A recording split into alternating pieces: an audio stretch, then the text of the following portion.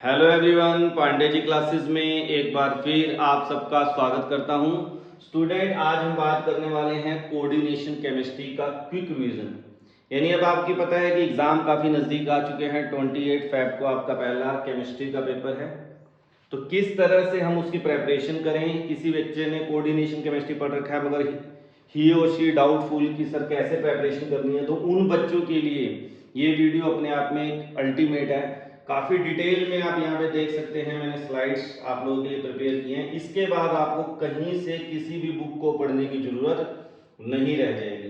तो अगर आप ये कंप्लीट कर लेते हैं और इसके बाद में एनसीईआरटी एग्जाम्पलर के भी क्वेश्चन आपको नेक्स्ट वीडियो में देने वाला हूँ, उन दोनों चीज़ों को अगर आप कंप्लीट कर लेते हैं तो ये 7 मार्क्स आपसे कोई नहीं ले सकता और यहाँ से ही आपके 7 मार्क्स आने हैं। काफ़ी आराम से हम इस चैप्टर को पढ़ेंगे। अगर कोई बच्चा फर्स्ट टाइम भी पढ़ रहा है और अगर सीरियसली इस टॉपिक को पढ़ रहा है तो मैं डेड श्योर हूँ कि वो पेपर में इसके क्वेश्चन अटैम्प्ट करके आएगा। तो स्टार्ट करते हैं आज का हम अपना लेक्चर कोऑर्डिनेशन केमिस्ट्री। तो स्टूडेंट, स्टार्ट करते हैं आज का लेक्चर। जो सबसे पहला क्वेश्चन उठता है हमारे माइंड के अंदर कि what is the coordination chemistry, कि कोऑर्डिनेशन केमिस्ट्री क्या है। सबसे पहला क्वेश्चन तो हमारे दिमाग में ये होता है। तो हम कहेंगे coordination chemistry is a branch of chemistry which deals with the study of coordinate compound। तो कोऑर्डिनेट कंपाउंड क्या होते हैं उसको पहले हम समझ लेते हैं। मान लीजिए मेरे पास एक कॉम्प्लेक्स कंपाउंड है क्रोमियम NH3 का 6 3 पॉजिटिव। इसका नोमेनक्लेचर अभी हम सीख लेंगे, फिर मैं नोमेनक्लेचर की बात करूंगा। तो अगर मैं इस कंपाउंड की ज्योमेट्री बनाऊं तो हमें पता है क्रोमियम क्या होता है स्टूडेंट, 24 है। तो आप कहेंगे सर आर्गन 3d5 4s1 और 4p0 हो सकता है, यस। 4d0 हो सकता है, यस। 4f0 भी एम्प्टी पॉसिबल है। अब क्रोमियम का यहाँ पे अगर हम चार्ज निकालें स्टूडेंट तो अमोनिया पे 0 होता है, तो इसका क्या हो गया +3। तो जब +3 में आएगा तो यही कंपाउंड क्या बन जाएगा, आर्गन 3d3 4s0 और 4p0। डी के कितने ऑर्बिटल होते हैं स्टूडेंट, 5। डी के कितने ऑर्बिटल होते हैं, 5 और एस का 1, पी के 3। तो 3 इलेक्ट्रॉन है, 3 इलेक्ट्रॉन डी के अंदर चलेंगे। अब आपको जो समझने वाली बात है, यहाँ जितने लिगेंड्स होते हैं, लिगेंड्स क्या होते हैं, जो इलेक्ट्रॉन डोनर है। तो यहाँ पे अमोनिया क्या कर रहा है, क्रोमियम के साथ कॉम्प्लेक्स कंपाउंड बना रहा है। तो अमोनिया के ऊपर जो लोन पेयर है वो क्रोमियम को देगा। तो कितने लिगेंड्स हैं, 6। तो 6 इसको एम्प्टी ऑर्बिटल चाहिए जो कि क्रोमियम के पास अवेलेबल है। यही क्वेश्चन ट्रांजिशन एलिमेंट में अराइज होता है। Why transition element form complex compound, due to the presence of empty orbitals. तो आपका आंसर क्या होता है, due to presence of empty orbital. तो यहाँ अमोनिया क्या कर रहा है, अपने दोनों इलेक्ट्रॉन इसको दे रहा है। अब यही चीज समझने वाली है स्टूडेंट्स कि यहाँ पर जो कोऑर्डिनेट बॉन्ड और कोवलेंट बॉन्ड में क्या अंतर है, कि कोऑर्डिनेट बॉन्ड याद रखिए जिसमें दोनों स्पीसीज, अब शेयरिंग क्या हो रहा है, क्रोमियम और अमोनिया दोनों कर रहे हैं, मगर दोनों इलेक्ट्रॉन दे कौन रहा है, केवल ammonia. If both electrons are given by single species but shared by two atoms, the bond formed is called coordinate bond and the compound formed is called coordination compound। ये आप थ्योरी जो paper में लिखने को भी आ जाए तो ये आप नोट कर लेंगे। एग्जांपल यहाँ पे दे रखा है मैंने K4FeCl6। अब इसको थोड़ा सा और समझ लेते हैं। जैसा कि मैंने यहाँ पे कंपाउंड मेंशन कर रखा है K4FeCN6। अब यहाँ पे समझने वाली बात क्या है स्टूडेंट, जो ये चीज बाहर पड़ी है ये और ये जो स्क्वायर ब्रैकेट के अंदर है, जो स्क्वायर ब्रैकेट के अंदर होगा वो तो कोऑर्डिनेशन कॉम्प्लेक्स कंपाउंड है। यही क्या है आपका कोऑर्डिनेशन कॉम्प्लेक्स कंपाउंड आयन। और ये आपका काउंटर आयन होता है, इसको क्या बोलते हैं हम, काउंटर आयन। ये कोऑर्डिनेशन स्फीयर बोल देते हैं जो स्क्वायर ब्रैकेट के अंदर होता है, बाहर जो है काउंटर आयन। काउंटर आयन और कॉम्प्लेक्स स्फीयर के बीच में याद रखिए कौन सा बॉन्ड होता है, आयनिक बॉन्ड होता है। मगर जो कॉम्प्लेक्स स्फीयर के अंदर बॉन्डिंग है वो क्या है, केवल कोऑर्डिनेट बॉन्ड है। वो कौन सा बॉन्ड है, कोऑर्डिनेट बॉन्ड है।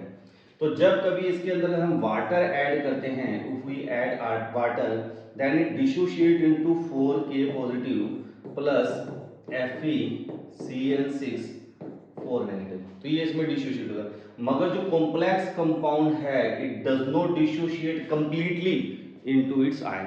तो जो कॉम्प्लेक्स कंपाउंड है, कोऑर्डिनेट कंपाउंड है, उनको जो वाटर में डिसोल्व किया जाता है they do not lose their identity. मगर जो मेरा नेक्स्ट टॉपिक है डबल साल्ट, डबल साल्ट क्या है, दे are also prepared from the electrolyte और salt. When two salt in stoichiometric ratio are crystallize together from their saturated solution they are called double salt. इसकी definition भी आपको याद करनी है, ये पेपर में डेफिनेशन आ सकती है। एग्जांपल की बात करें, मोहर सॉल्ट, मोहर सॉल्ट का फार्मूला क्या होता है student? Ferrous sulphate, ammonium sulphate और 6H2। इसी तरह हम बात करें पोटाशियम की, तो पोटाशियम सल्फेट, एल्यूमिनियम सल्फेट, ये आपको फार्मूले याद होने चाहिए, काफी इंपॉर्टेंट है, 24H2, ये पोटाशियम का है। अब ये दोनों साल्ट हैं, इक्विमोलर अमाउंट में जब हम फेरस सल्फेट और अमोनियम सल्फेट को मिलाते हैं तो डबल साल्ट बनता है। डबल साल्ट सॉलिड स्टेट में तो कॉम्प्लेक्स कंपाउंड यानी कि ये क्या है, एग्जिस्ट करता है, मगर जैसे ही इसको वाटर में हम डिसोल्व करते हैं it completely dissociate into its ion. तो ये किसमें कन्वर्ट हो गया? अपने आयंस में डिसोशिएट हो गया, अमोनियम आयन बन गया, दो सल्फेट आएंगे, वाटर डिसोल्व हो जाएगा, तो they convert into its ion. अगर कॉम्प्लेक्स कंपाउंड में अगर बाहर कोई चीज है काउंटर आयन, तो वहां पे अगर आयनिक बॉन्ड है तो केवल वही टूटेगा, पूरा पूरा कॉम्प्लेक्स स्फीयर कभी डिसोशिएट नहीं होता। यहाँ पे क्या है, ये कंप्लीटली अपने आयन में कन्वर्ट हो जाता है, it completely loose their identity. मगर कोऑर्डिनेट कंपाउंड कंप्लीटली अपनी आइडेंटिटी लूज नहीं करता, जो चीज स्क्वायर ब्रैकेट में है वैसे ही पड़ी रहेगी। That is the basic difference between double salt and complex compound. Double salt के अंदर हमेशा स्टिक्योमेट्रिक रेशियो रहेगी, इक्विमोलर होंगे। जो कॉम्प्लेक्स कंपाउंड है दे मे और मे नॉट। तो ये एक छोटा सा पॉइंट है जो आपको याद रखना चाहिए। यहां से हमारा पहला सीबीएसई का क्वेश्चन बनता है कि डबल साल्ट और कोऑर्डिनेट कॉम्प्लेक्स कंपाउंड में क्या डिफरेंस है। तो नेक्स्ट हम करते हैं, छोटी छोटी टर्म्स आपके पास एग्जाम में पूछी जाती हैं। कोऑर्डिनेशन एंटिटी क्या है, कोऑर्डिनेशन पॉलीहेड्रॉन किसे बोलते हैं, चिलेटिंग लिगेंड्स क्या है, एम्बिडेंट लिगेंड्स क्या है, लिगेंड्स क्या है, तो वो सब हम अब डिटेल में कर लेते हैं। तो सबसे पहले डेफिनेशन आती है कोऑर्डिनेशन एंटिटी। एक छोटा सा एग्जांपल हम कोई भी ले लेते हैं, मान लीजिए मेरे पास है कोबाल्ट NH3 का 6Cl3, ये कंपाउंड है, समझने वाली बात है स्टूडेंट, ध्यान से देखिए। तो इसमें जो आपका कोबाल्ट है ये क्या है, आपका सेंट्रल मेटल एटम, या फिर हम बोल देते हैं आयन, वो डिपेंड करेगा कि आयन की स्टेट में है कि एटम की है। जो इस कोबाल्ट मेटल के साथ जो चीज जुड़ी होगी स्टूडेंट, उसको हम क्या बोलते हैं, लिगेंड्स। लिगेंड्स क्या है, जो इलेक्ट्रॉन डोनर है। तो electron donor species are called ligand, they may be positively, negatively और न्यूट्रल। मैक्सिमम न्यूट्रल और नेगेटिवली होते हैं, बहुत रेयर पॉजिटिवली होते हैं। जो चीज बाहर पड़ी है उसको भी मैंने अभी आपको जस्ट थोड़ी देर पहले बताया था, काउंटर आयन। और कोऑर्डिनेशन एंटिटी क्या है, जो ये स्क्वायर ब्रैकेट है, इसी coordination entity. A coordination entity constitute a central metal atom or ion bonded to a fixed number of ion of molecule। तो इसको हम कोऑर्डिनेशन एंटिटी बोलते हैं। जो बाहर पड़ा है उसे काउंटर आयन बोलते हैं। इसी को हम कॉम्प्लेक्स स्फीयर भी बोलते हैं। कॉम्प्लेक्स स्फीयर तीन टाइप के होते हैं, कैटायनिक, एनायनिक और न्यूट्रल। अभी हम बात करेंगे सेंट्रल एटम के बारे में, मैंने आपको बता दिया, जिसके थ्रू लिगेंड्स क्या होता है, कॉम्प्लेक्स स्फीयर में जुड़ा होता है, उसी को हम क्या बोलते हैं, सेंट्रल एटम आयन।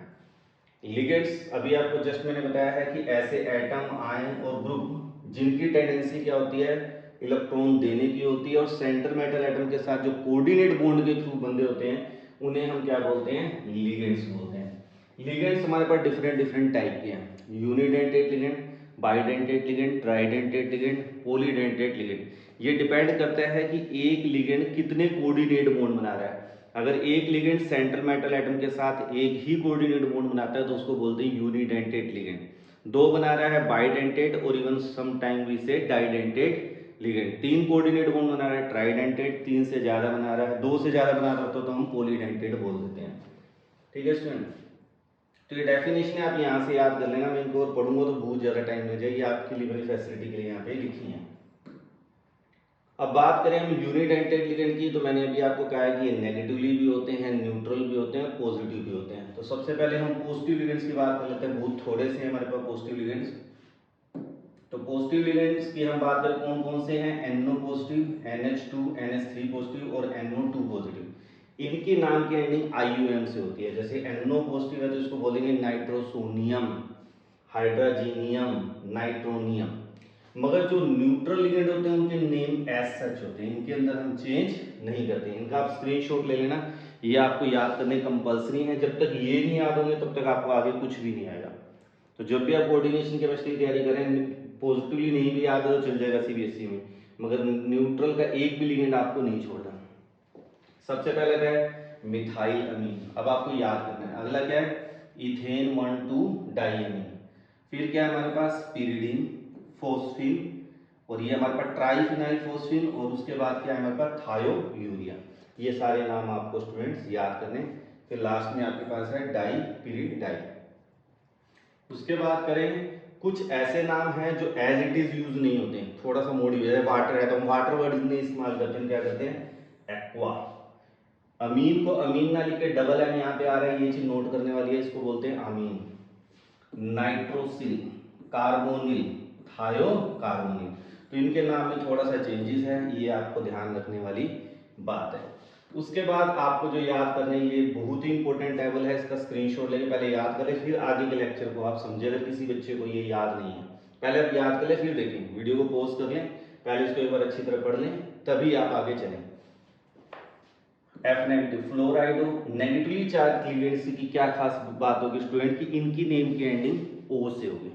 तो क्या हो गया, fluorido, chlorido, bromido, nitro, nitrito, sulphato, hydroxo, oxalato, cyanido, acetato, thiocyanate, peroxo, oxo, फिर क्या आ गया हमारे पास, नाइट्राइडो, फोस्फाइडो, एजाइडो, और यहाँ पे क्या हो गया, आइसो, थायो, साइनेटो, और फिर आपका हाइड्राइडो, कार्बोनेटो, नाइट्रेटो, ये क्या हो गया, NH2, NH3 होता है आमीन, NH2 जो होता है एमाइडो, NH2 नेगेटिव आइमाइडो। तो ये बड़े इंपॉर्टेंट वर्ड हैं जहाँ पे जनरली बच्चा गलती करता है एग्जाम में।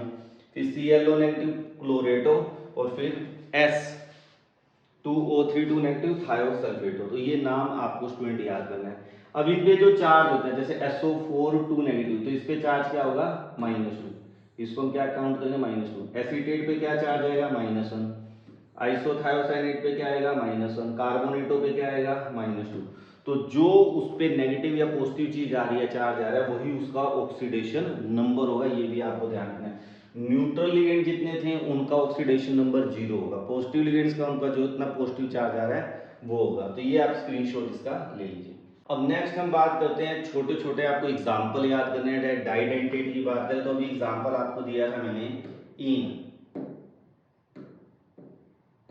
इन क्या होता है स्टूडेंट, इथेन 1,2 डाइइन। ये जो खास ज्यादा इंपॉर्टेंट है उनको मैं मेंशन कर रहा हूँ, इनके बिना गुजारा नहीं है। तो इसका फार्मूला क्या होता है, CH2NH2 और CH2NH2।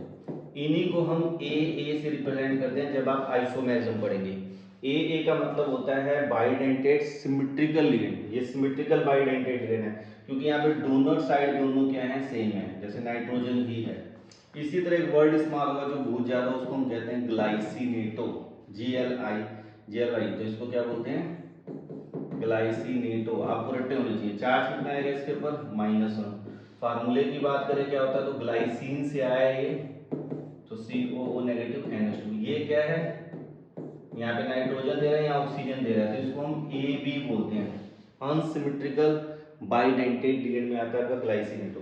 इसी तरह आपको याद करना है, और X2 नेगेटिव, इसी को हम सिंपली बोलते हैं C2O4 नेगेटिव, और इसको हम बोलते हैं ऑक्जेलेटो। और कोई चार्ज पूछे कितना आता है, तो -2 आता है। तो ये सबसे ज्यादा इस्तेमाल होने वाले बाइडेंटेट लिगेंड है। अब इनमें खास चीज देखिए कि जब ये बॉन्डिंग करते हैं, जैसे ऑक्जेलेटो की बात करूं मैं, तो ये ऑक्जेलेटो का फार्मूला बना देते हैं, ये इसका फार्मूला है। अब यहाँ पे कोई मेटल है, मेटल के साथ ये क्या कर रहा है, कोऑर्डिनेट बॉन्ड बना रहा है। तो अब आप ये देख रहे हैं जब कोऑर्डिनेट बॉन्ड बना रहा है तो यहाँ पे क्या बन गया, रिंग फॉर्मेशन होगी। ऐसे लिगेंड्स जब मेटल के साथ बॉन्डिंग करते हैं और रिंग फॉर्मेशन करते हैं, उन्हीं को हम क्या बोलते हैं, चिलेट लिगेंड्स। क्या बोलते हैं, chelate ligand. And this phenomena is called chelation.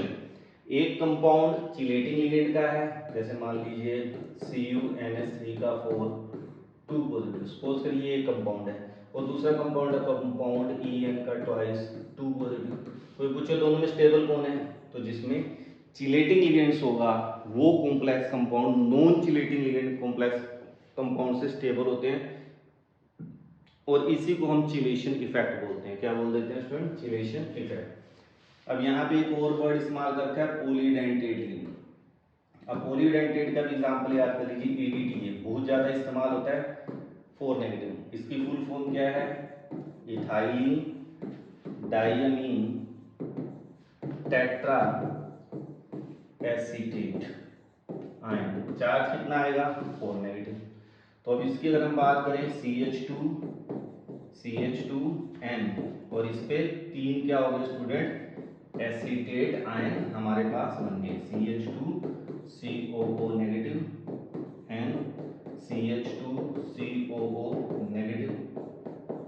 तो अगर अब हम बात करें स्टूडेंट कोई पूछे कि डेंसिटी क्या है तो इसकी डेंसिटी है 6, ये लोन पेयर है तो ये 6 कोऑर्डिनेट बॉन्ड बनाएगा। और कोई पूछ ले आपसे, ये कई बार एग्जांपल में क्वेश्चन आता है FeEDTA 2 नेगेटिव, मान लो ये आ गया, कहेंगे बताओ इसका कोऑर्डिनेशन नंबर क्या है। तो कोऑर्डिनेशन नंबर क्या होता है कि सेंट्रल मेटल एटम कितने कोऑर्डिनेट बॉन्ड बना रहा है लिगेंड्स के साथ, वो उसका कोऑर्डिनेशन नंबर होता है। तो यहाँ पे आयरन 6 कोऑर्डिनेट बॉन्ड बनाएगा, 4 through oxygen and 2 from nitrogen.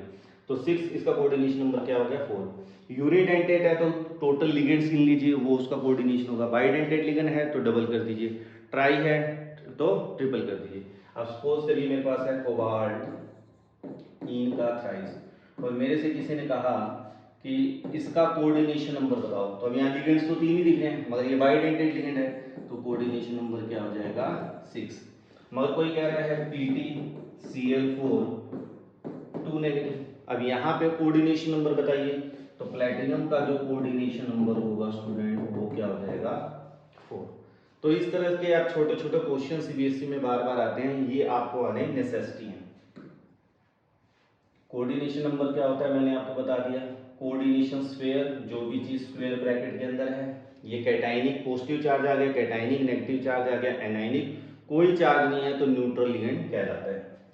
Counter ion जो बाहर पड़े हुए हैं, कोऑर्डिनेशन पॉलीहेड्रोन। कोऑर्डिनेशन पॉलीहेड्रोन क्या होता है, ज्योमेट्री होती है। मान लीजिए मैं कह रहा हूँ कोऑर्डिनेशन नंबर 4 है, तो कोऑर्डिनेशन नंबर 4 में हमारे पास 2 टाइप की ज्योमेट्री आती है, या तो sp3 होगा या dsp2 होगा। sp3 है तो हम कहेंगे टेट्राहेड्रल और अगर dsp2 है तो हम कहेंगे स्क्वायर प्लेनर। तो जो ये स्क्वायर प्लेनर ज्योमेट्री है, टेट्राहेड्रल ज्योमेट्री है, ऑक्टाहेड्रल ज्योमेट्री है, ट्राइगोनल बाइपिरामिडल ज्योमेट्री है, ये सारी की सारी ज्योमेट्री क्या कहलाती हैं कोऑर्डिनेशन पॉलीहेड्रोन। आ जाए तो आपने यहाँ इनके बारे में आपको बताना है। डेंसिटी जैसे मैंने अभी आपको बताया कि एक लिगेंड कितने बॉन्ड बना रहा है, the number of ligating atoms present in the ligand is called density. एक ही कोऑर्डिनेट बॉन्ड बना रहे हैं यूनिडेंटेट, 2 बना रहे हैं बाइडेंटेट 3। तो ये हमने सारी चीजें हमने पहले ही मैंने आपको एक्सप्लेन कर दी है। फिर चिलेट क्या है वो भी आपको एक्सप्लेन कर दिया। नेक्स्ट वेरी इंपॉर्टेंट क्वेश्चन हमारे पास आता है student, ambident ligands. Very very important, ambident chelating ligands ये इंपॉर्टेंट डेफिनेशन में काउंट होते हैं कि एम्बिडेंट लिगेंड्स क्या है। Ambident ligands are the unidentate ligand which have 2 attacking side but attack only through one side. इसके बाद 2 अटैकिंग साइड होते हैं, जैसे RCN और एक RNC। तो इन दोनों का जनरल फार्मूला तो सेम है मगर यहाँ पे बॉन्डिंग कार्बन के थ्रू कर रहा है, यहाँ बॉन्डिंग नाइट्रोजन के थ्रू कर रहा है, तो इनको हम एम्बिडेंट लिगेंड बोलते हैं। इसी तरह SCN NCS, इसी तरह NO2 ONO, तो इन ग्रुप्स को हम क्या बोलते हैं स्टूडेंट एम्बिडेंट लिगेंड्स बोलते हैं। एक टाइम में एक ही कोऑर्डिनेट बॉन्ड बनाएंगे यानी यूनिडेंटेड लिगेंड ये रहेंगे। तो ये चीज आपको समझनी है। नेक्स्ट हम बात करते हैं oxidation number of central atom. Homoleptic complex क्या होते हैं स्टूडेंट, जैसे कि निकल CO4। अब मैं इस कॉम्प्लेक्स कंपाउंड की बात करूं तो यहाँ पे 4 लिगेंड है और चारों के चारों लिगेंड क्या है सेम है, तो इनको बोलेंगे होमोलैप्टिक। मगर मैंने आपको कहा कोबाल्ट NH3 का थ्राइस H2O का थ्राइस 3 पॉजिटिव। अब ये कॉम्प्लेक्स कंपाउंड दे दिया तो यहाँ पे एक तो अमीन आ गया, एक एक्वा आ गया, 2 अलग अलग लिगेंड आ गए तो इनको बोलेंगे हेटेरोलैक्टिक। ऑक्सीडेशन नंबर कैसे निकालते हैं, जिसका भी निकालना है, जैसे निकल का निकालना है तो इसे हम मान लेंगे X और उसके बाद जो लिगेंड्स है उसकी वैल्यू पुट कर देंगे। कार्बोनिल न्यूट्रल लिगेंड है तो 0, ओवरऑल पे कोई चार्ज नहीं 0, तो यहाँ पे ऑक्सीडेशन नंबर निकल की क्या है 0। कोबाल्ट की बात करें इसे X मान लेंगे, अमीन पे चार्ज 0, वाटर पे चार्ज 0, किसके इक्वल है +3, तो X क्या हो गया +3। यहाँ पे ऑक्सीडेशन नंबर क्या हो जाएगा +3 हो जाएगा। ऑक्सीडेशन नंबर इसी तरह से आपको, अगर चार्ज याद है तो ऑक्सीडेशन नंबर निकालना कोई बड़ी बात नहीं है। एक और एग्जांपल ले लेते हैं, मान लीजिए मेरे पास है K3FeCN6 और मुझे आयरन की ऑक्सीडेशन स्टेट या ऑक्सीडेशन नंबर निकालना है। तो पोटाशियम में चार्ज कितना होता है 1, कितने हैं 3 + 3, इसको क्या मान लेंगे x। साइनाइड पे चार्ज होता है -1 6 0, x = क्या हो गया +3। तो ये इसका क्या हो गया ऑक्सीडेशन नंबर या ऑक्सीडेशन स्टेट, एक ही बात होती है। स्टूडेंट अब हम इस चैप्टर का सबसे इंपॉर्टेंट क्वेश्चन करने जा रहे हैं, that is the IUPAC nomenclature. ये आप मान के चलिए 101% ये आपके एग्जाम में 2020 या आगे कोई भी होता है तो आएगा ही आएगा। तो इसके लिए कुछ रूल्स है, पहले मैं आपको रूल्स बताया था, उनको ध्यान से सुन लीजिए। फिर ये बड़े सिंपल है, CBSE के IUPAC नोमेनक्लेचर करने हैं, हमने IIT एडवांस के नहीं करने हैं। तो CBSE में इसी लेवल से ऊपर कभी भी आप कोई भी किसी पिछले साल का पेपर उठा लीजिए, आपको इस लेवल के क्वेश्चन मिलेंगे, इससे ऊपर आपको मिलेगा ही नहीं। तो यही आते हैं, ठीक है। तो बहुत ज़्यादा आपको हैप्टिक लेने की जरूरत नहीं है, CBSE की तैयारी आप इस टाइम कर रहे हैं। तो ये मेरे पास जैसे कॉम्प्लेक्स कंपाउंड दे रखे हैं, अब इनका नोमेनक्लेचर कैसे करते हैं। पहली बात, हमेशा नोमेनक्लेचर लेफ्ट टू राइट होगा, पहला नियम लेफ्ट टू राइट आपने लिखना है। अगर आपका कॉम्प्लेक्स पेयर लेफ्ट में आ रहा है या आपका कॉम्प्लेक्स पेयर राइट में आ रहा है, पहले सबसे पहले मुझे ये देखना है कि मेरा कॉम्प्लेक्स पेयर पड़ा है। अगर कॉम्प्लेक्स पेयर आपका राइट में है तो याद रखना ये कैटाइनिक होगा, लेफ्ट में है तो एनाइनिक होगा। और कुछ भी नहीं है, कुछ भी नहीं है, जैसे कहने का मतलब अभी जैसे मैंने एक छोटा सा एग्जांपल दिया था NiCO4, अब यहाँ पे ना दाएं कुछ है ना बाएं कुछ है, ऐसे को न्यूट्रल हम कॉम्प्लेक्स पेयर बोलते हैं, ठीक है स्टूडेंट्स। तो पहले अगर इस पे पॉजिटिव चार्ज लगा दूं तो कैटाइनिक हो जाएगा, नेगेटिव चार्ज लगा दूं तो एनाइनिक हो जाएगा। तो हमें सबसे पहला काम ये करना है कि जो भी नोमेनक्लेचर दिया हुआ है उसमें देखना है मेरा कॉम्प्लेक्स पेयर कहाँ पड़ा हुआ है। अब कॉम्प्लेक्स पेयर में नोमेनक्लेचर कैसे होती है, सबसे पहले आप लिगेंड्स का नाम लिखते हैं अल्फाबेटिक ऑर्डर में, एक से ज्यादा है तो अल्फाबेटिक में, एक है तो उसी का नाम लिखना है बस, ठीक है ना। फिर हम उसके बाद लिखते हैं सेंट्रल मेटल एटम, जैसे मान लो यहाँ पे सेंट्रल मेटल एटम निकल है या क्रोमियम है या आयरन है या कोबाल्ट है प्लेटिनम है, ये सेंट्रल मेटल एटम है। फिर हमने लिखना है ऑक्सीडेशन स्टेट। अब ये खास बात ध्यान रखना स्टूडेंट, किसमें होगा रोमन वर्ड में, इंपॉर्टेंट है। कई बार बच्चे ब्रैकेट में ऐसे लिख देते हैं 2, एग्जाम में काटा मार दिया, तो ये गलती आपने नहीं करनी। रोमन वर्ड में फर्स्ट सेकंड थर्ड, जीरो है तो जीरो, क्योंकि जीरो को रोमन वर्ड में रिप्रेजेंट नहीं करते। तो ये छोटे छोटे पॉइंट हैं जो आपको ध्यान रखने हैं। अब जो सबसे इंपॉर्टेंट पॉइंट बनता है स्टूडेंट यहाँ पर वो ये बनता है कि अगर एनाइनिक कॉम्प्लेक्स पेयर है तो मेटल की नेम की एंडिंग 8 वर्ड से होती है, किससे होती है 8 से। जैसे Fe है तो Fe के लिए हम वर्ड इस्तेमाल करेंगे फेरेट, निकल है निकलिएट, कॉपर है क्यूपरेट। और अगर यही मेटल आपके कैटाइनिक या न्यूट्रल में आते हैं तो एज इट इज होगा, जैसे आयरन निकल, ठीक है ना, कॉपर, तो यहाँ पे 8 वर्ड इस्तेमाल नहीं होगा। ये सबसे इंपॉर्टेंट रूल है जो याद करना आपको जरूरी है। अब अगला रूल, अगर आपके नाम के लिगेंड के नाम के अंदर डाई या ट्राई वर्ड ऑलरेडी प्रेजेंट है तो उसको डाई या ट्राई रिप्रेजेंट करने के लिए हम 20 या 30 वर्ड का इस्तेमाल करते हैं। अब आप कहेंगे सर इसका मतलब, तो अभी मैं नोमेनक्लेचर में आपको इसका मीनिंग समझाऊंगा। जैसे इथेन 1,2 डाइमीन, अभी ईन है इसका नाम है इथेन 1,2 डाइमीन, मगर इसके भी 2 हैं तो मैं ये नहीं कहूँगा डाई इथेन 1,2 डाइमीन, मैं कहूँगा 20 इथेन 1,2 डाइमीन।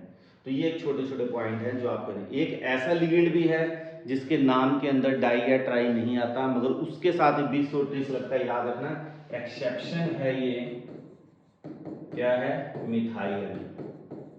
तो कभी आपको मिथाइल अमीन आ गया और इसके 2 मॉलिक्यूल 2 आ गए तो आपने लिखना है 20 मिथाइल अमीन, यहाँ डाई नहीं इस्तेमाल करेंगे, नोट कर ले इस बात को, इसका स्क्रीनशॉट ले ले।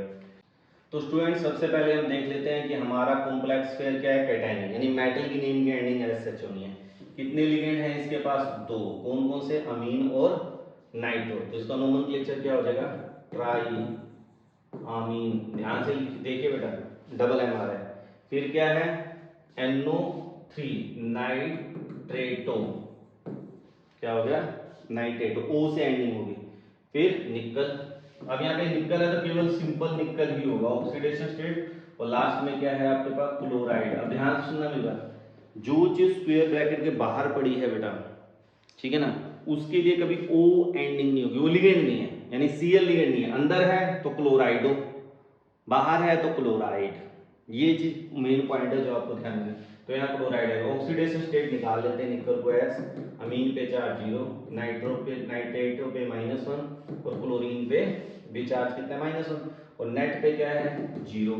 तो एक्स मेरा क्या आ गया, +2। तो यहाँ पे इसका नोमेनक्लेचर क्या हो गया, पहले लेटर्स लेके सारे लेटर स्मॉल लेटर आएंगे, ध्यान रखना। अगर मैंने गलती से आप लोगों को कैपिटल लिखा है तो उसको आप करेक्ट कर लेंगे, ठीक है। अगला देख लेते हैं नोमेनक्लेचर।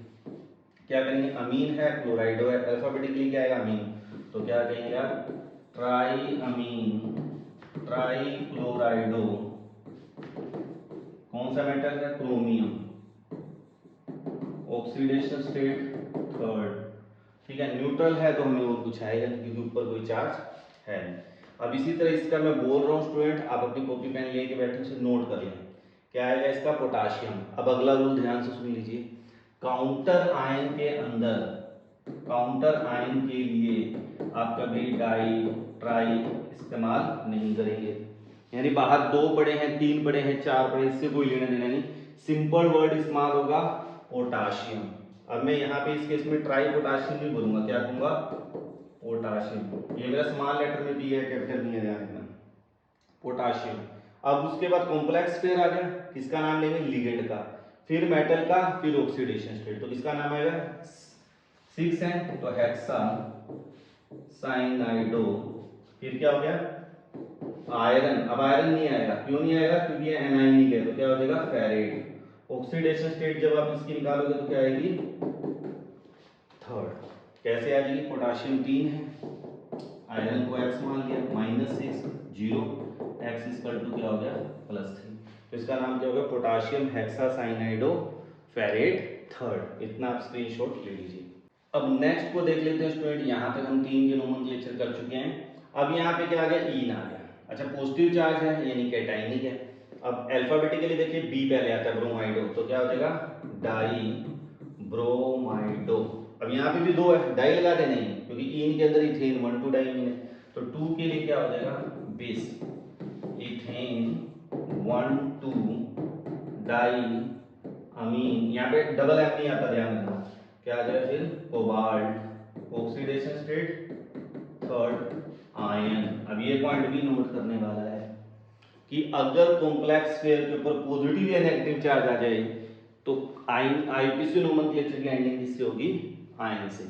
अब अगले को देख लेते हैं। अब यहाँ पे थोड़ा सा डिफरेंट है, क्यों, क्योंकि 2 कॉम्प्लेक्स पेयर आ गए हैं। कैसे नोमेनक्लेचर करते हैं, पहला पार्ट कैटाइनिक और दूसरा पार्ट एनाइनिक। तो नोमेनक्लेचर कर दीजिए, क्या हो जाएगा, हेक्सा अमीन, क्या है, कोबाल्ट है। पहला पार्ट कैटाइनिक है तो केवल कोबाल्ट, ऑक्सीडेशन स्टेट। फिर क्या हो गया, फिर पहले लिगेंड का नाम हेक्सा साइनाइडो। फिर क्या आ गया, क्रोमियम, क्रोमियम नहीं आएगा, अब क्या आएगा, क्रोमेट। यही चीज सीखने वाली है। पहला पार्ट कैटाइनिक है तो cobalt, as it is cobalt इस्तेमाल हो रहा है। क्रोमियम नहीं आएगा क्योंकि अब एनायनिक हो गया तो क्रोमेट। अब ऑक्सीडेशन स्टेट कैसे निकालते हैं, तो थोड़ा सा यहाँ पे ट्विस्ट है। क्या करते हैं, सबसे पहले देख लीजिए कि आपके जो लिगेंड्स हैं, कोऑर्डिनेशन नंबर है क्या सेम है। अगर दोनों का कोऑर्डिनेशन नंबर सेम है तो इनको x मान लीजिए। अब इसको क्या कर लेंगे, x, अमीन पे चार्ज क्या हुआ 0, क्रोमियम को x, साइनाइड पे -6 equal to 0, 2x equal to 6x equal to क्या आ गया, +3। तो दोनों की ऑक्सीडेशन स्टेट 3rd आएगी। अच्छा, किसी बच्चे को लगता है मैंने डिटेल में करना है तो 28 29 डिटेल में वीडियो भी इसकी प्लेलिस्ट में आपको मिल जाएंगी। आधे घंटे के लेक्चर हैं खाली आईयूपीएससी नोमेनक्लेचर के ऊपर, आप वहाँ पे भी जाके डिटेल में देख सकते हैं। यहाँ क्विक रिवीजन है तो मैं सिलेक्टेड कंपाउंड की ही बात कर रहा हूँ केवल। अब अगले की बात करें स्टूडेंट, अगले नोमेनक्लेचर में क्या होगा, तो 2 कॉम्प्लेक्स पेयर आ जाए तो इस तरह से आपने नोमेनक्लेचर करना है। अगले में क्या, एक ही है, पहला कैटाइनिक है तो प्लेटिनम ही इस्तेमाल हुआ, यहाँ पे अमीन भी है, ब्रोमाइडो भी है।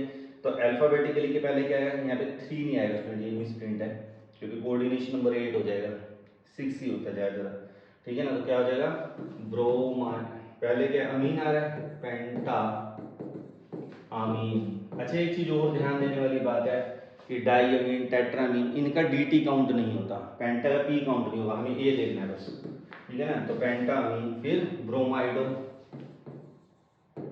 फिर प्लैटिनम, अब ऑक्सीडेशन स्टेट, और बाहर क्या पड़ा हुआ है स्टूडेंट, सल्फेट। अब सल्फेटो नहीं बोलेंगे, सल्फेट ओनली। तो हमें पता है इसका ऑक्सीडेशन स्टेट निकालना है, x ब्रोमीन पे -1, सल्फेट पे -2 equal to 0, x equal to क्या हो गया +3। तो यहाँ पे क्या हो गया थर्ड।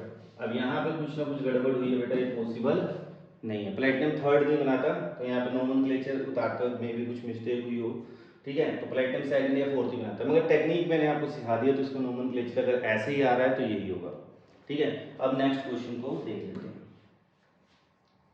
दूसरा जो पैटर्न होता है स्टूडेंट कि आपको आईयूपीएसी नोमेनक्लेचर दे दिया जाएगा, कहेंगे फार्मूला बनाओ, तो बिल्कुल इजी होता है। ऐसे में क्या करते हैं ना, सबसे पहले मेटल पे चले जाओ कि आप देख लो भाई मेटल कौन सा दिया है, कोबाल्ट है तो यानी कैटाइनिक है या न्यूट्रल है, पहला पॉइंट डी हो गया।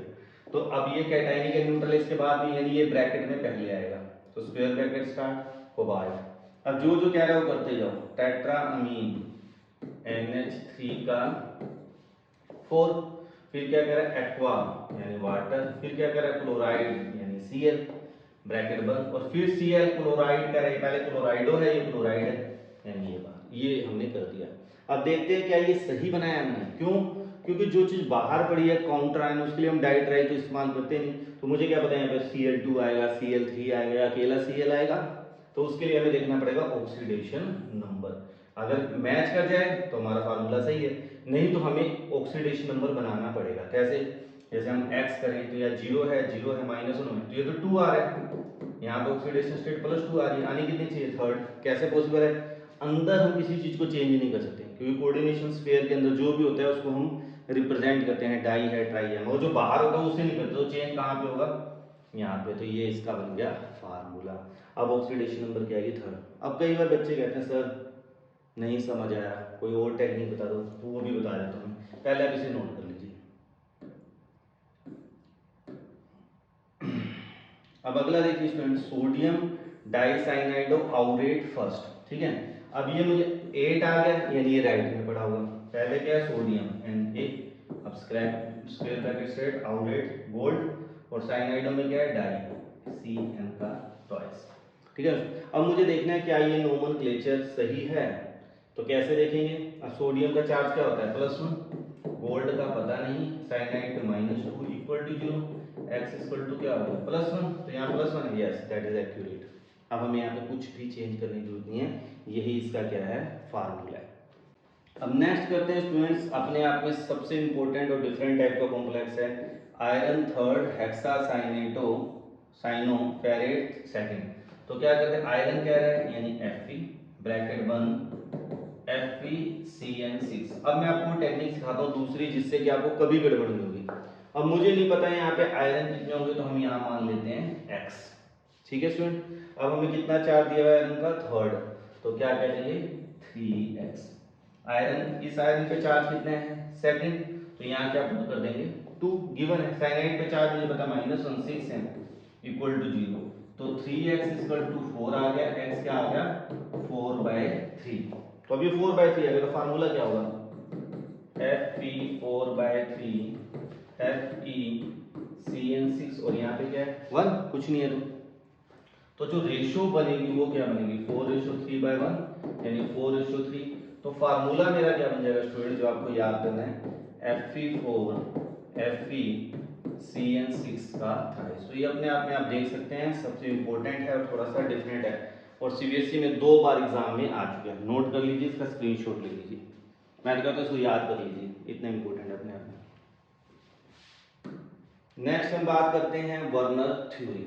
वर्नर थ्योरी क्या है, सबसे पहली थ्योरी अगर कोऑर्डिनेशन कंपाउंड के बारे में किसी साइंटिस्ट ने दी, दैट इज वर्नर। वर्नर ने सबसे पहली थ्योरी दी, the pioneer of the coordination compound bonding. Coordination compound की बॉन्डिंग के ऊपर किसी ने सबसे पहले बात की, वो किसने की, वर्नर ने, ठीक है स्टूडेंट ध्यान। इसके बाद वैलेंस बॉन्ड थ्योरी आई, फिर क्रिस्टल फील्ड थ्योरी आई, जो हमारे सिलेबस में, उनको हम इस पूरे वीडियो लेक्चर में क्या करेंगे डिस्कस करने वाले हैं। वर्नर क्या है? Werner was able to explain the nature of bonding in complex. Werner का जो मेन पोस्टुलेट है उसने क्या कहा कि Werner theory metal show two different kind of valency. Metal दो टाइप की वैलेंसी शो करता है, primary valency and secondary valency. तो पहले समझ लेते हैं। प्राइमरी वैलेंसी को हम शो करते हैं ऑक्सीडेशन नंबर से और सेकेंडरी वैलेंसी रिप्रेजेंट करता है कोऑर्डिनेशन नंबर। प्राइमरी वैलेंसी हमेशा आपका नेगेटिवली चार्ज होगा, सेकेंडरी वैलेंसी आपका नेगेटिवली और न्यूट्रल दोनों हो सकता है। प्राइमरी वैलेंसी ज्योमेट्री के अंदर कोई भी रोल प्ले नहीं करता, सेकेंडरी वैलेंसी ज्योमेट्री के अंदर रोल प्ले करता है। तो ये मेन छोटे छोटे पॉइंट है जो आपको पढ़ना है। प्राइमरी वैलेंसी क्या है? आयोनाइजेबल होती है। ये क्या होता है? सेकेंडरी वैलेंसी नॉन आयोनाइजेबल है। तो ये पॉइंट्स है, इनका आप स्क्रीनशॉट ले लीजिए, इनको आपको याद करना है। वर्नर की थ्योरी आ जाए तो ये सारी बातें लिखनी। क्वेश्चन कैसे आते हैं वो समझते हैं। जैसे कि आप यहाँ पे देख सकते हैं, थोड़ा गले में दिक्कत आ रही है। यहाँ पे आप देख सकते हैं स्टूडेंट, क्वेश्चन क्या है? When A coordination compound COCl3 6NH3 is mixed with AgNO3, 3 moles of AgCl are precipitate। याद रखिए, जो चीज कोऑर्डिनेशन स्फीयर के अंदर है वो प्रेसिपिटेट आउट नहीं होगी, यानी प्रेसिपिटेट आउट वो होगा जो बाहर पड़ा हुआ है। अब 3 मोल AgCl बनना है, यानी क्लोरीन 3 बाहर होंगे, तो इसका फार्मूला क्या बन जाएगा? कोबाल्ट NH3 का 6Cl3। तो मुझे फार्मूला कैसे पता चला कि यही बनेगा? Cl अंदर आया था, अमोनिया बाहर चला जाता है। कैसे पता चला? क्योंकि वो कह रहा है 3 मोल्स ऑफ AgCl बने, वो तभी पॉसिबल है जब 3 क्लोरीन क्या पड़े हुए हैं? बाहर। अब इसकी जब हम AgNO3 के साथ रिएक्शन करेंगे तो क्या बना देगा ये? कोबाल्ट NH3 का 6NO3 कितने बन जाएंगे? 23 प्लस 3AgCl। तो मुझे पता चल गया कि Cl नेगेटिव बाहर पड़ रहा है। अगर इसी क्वेश्चन में, जैसे कि अगले में देख लें, व्हेन द कोऑर्डिनेशन कंपाउंड, अब एक साल वो क्वेश्चन आया, अगली बार ये आ गया कि chromium Cl3 6H2 mixed with AgNO3 2 moles of AgCl are form, यानी 3 में से एक क्लोरीन तो अंदर रहेगा, ठीक है स्टूडेंट, 2 क्लोरीन बाहर आएंगे। अब वाटर कितने? 6, मगर हम केवल कितने लेंगे? 5, और एक वाटर कहाँ चला जाएगा? बाहर। अब आपको मैंने बहुत सारे क्वेश्चन रह गए सर वाई, ये समझ में आ गया कि Cl2 बाहर क्यों लिखा, क्योंकि 2 मोल AgCl आ रहे हैं, 3 क्लोरीन दे रखे तो आपने एक अंदर ले लिया। वाटर क्यों बाहर रखा? क्योंकि जो कोऑर्डिनेशन नंबर है स्टूडेंट क्रोमियम का, वो क्या हो सकता है? मैक्सिमम 6। तो 6 कोऑर्डिनेशन नंबर से ज्यादा हम जा नहीं सकते, इसलिए 6 की 6 वाटर अंदर नहीं ले सकता, एक वाटर बाहर रखना पड़ेगा।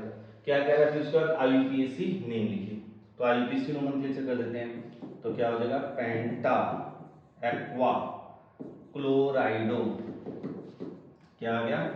क्रोमियम। कैटायनिक पार्ट है तो क्रोमियम। ऑक्सीडेशन स्टेट आपको दे रखी है 3rd। अब यहाँ पे थोड़ा सा ध्यान देने वाला है, H2 आ गया तो मोनोहाइड्रेट वर्ड इस्तेमाल करते हैं, तो क्या आ जाएगा? Chloride monohydrate.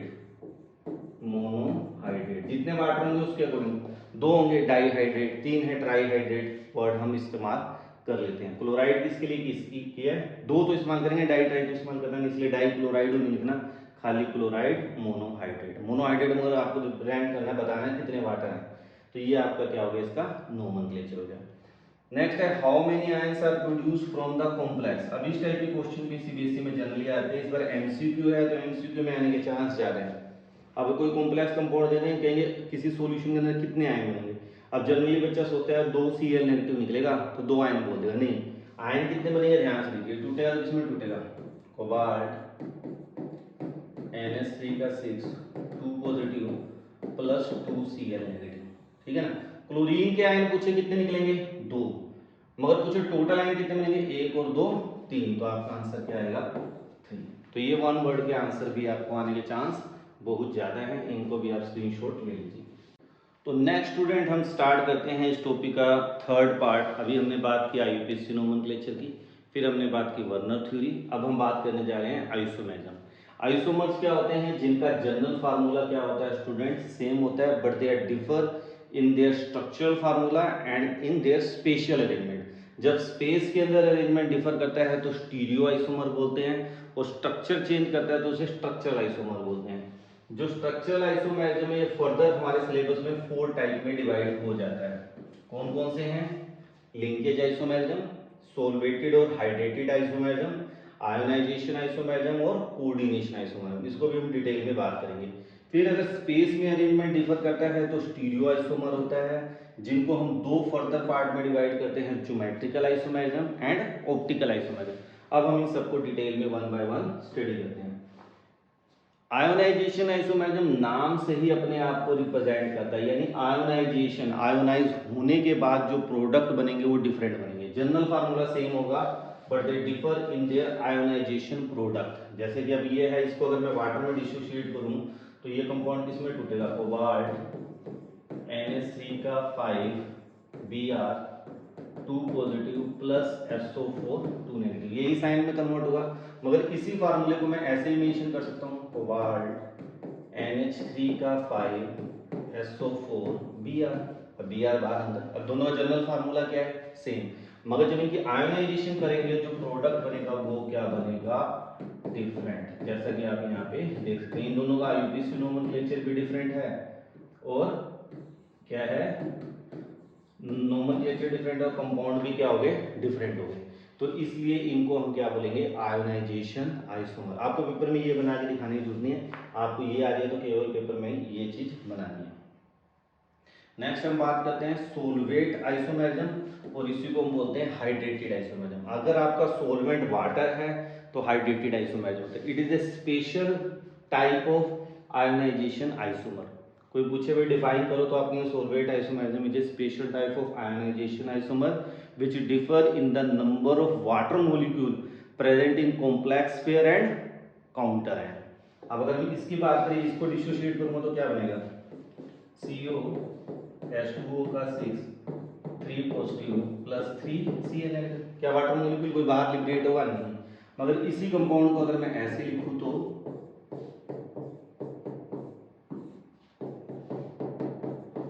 अब इस तरह भी लिख सकता हूं। दोनों का जनरल फार्मूला क्या है? सेम।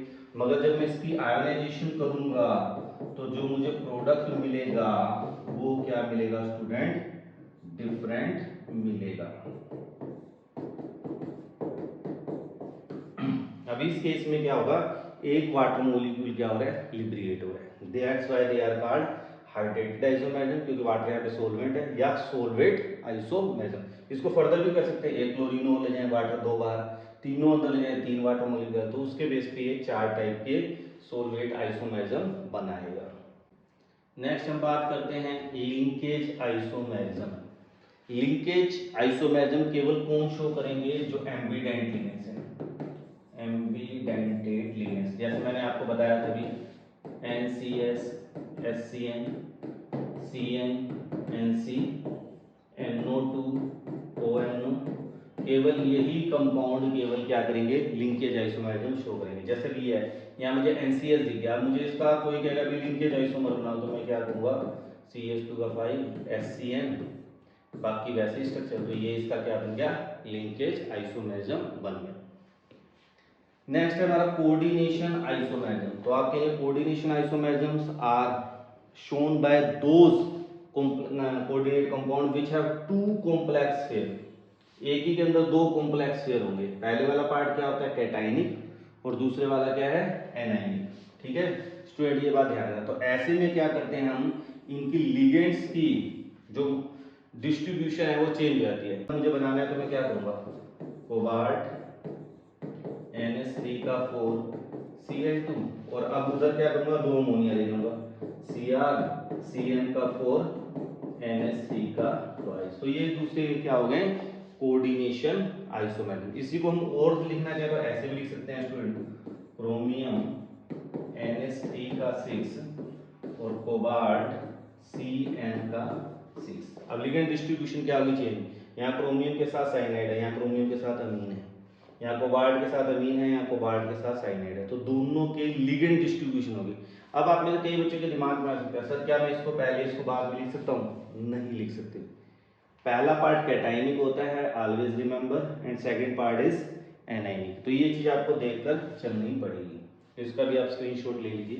नेक्स्ट क्वेश्चन देख लेते हैं स्टूडेंट, एनसीईआरटी का बहुत ही इंपॉर्टेंट क्वेश्चन है और एग्जाम में जनरली आ भी जाता है कि give evidence that cobalt NH3 SO4 and cobalt NH3 are ionisation isomer. ये आयोनाइजेशन आइसोमर है, इसको प्रूफ करिए। कैसे पता चलेगा? तो वो कहता है इसके लिए हमें कुछ टेस्ट याद करने पड़ेंगे। अगर याद रखिए, जब सल्फेट बाहर हो तो आपको एक साल्ट याद करना है, बेरियम क्लोराइड, और अगर क्लोरीन बाहर है तो साल्ट याद करना है आपको AgNO3। अब वो क्या कहता है, इस कंपाउंड के अंदर जब मैं AgNO3 डालता हूँ तो ये किसमें कन्वर्ट हो जाता है, CO NH3 SO4 NO3 nitrate और प्लस क्या बन गया, AgCl। तो मुझे वाइट प्रेसिपिटेट मिल जाते हैं किसके, AgCl के 1 मोल। अगर मिल गया तो ये वाला कॉम्प्लेक्स फिर है, और अगर मैंने इसमें AgNO3 डाल दिया तो मुझे ये AgCl में कन्वर्ट नहीं होता, तो इसका मतलब यहाँ पे क्लोराइड बाहर नहीं पड़ा। अब इसमें अगर बेरियम क्लोराइड डाल दिया तो ये किसमें कन्वर्ट हो जाएगा, कोबाल्ट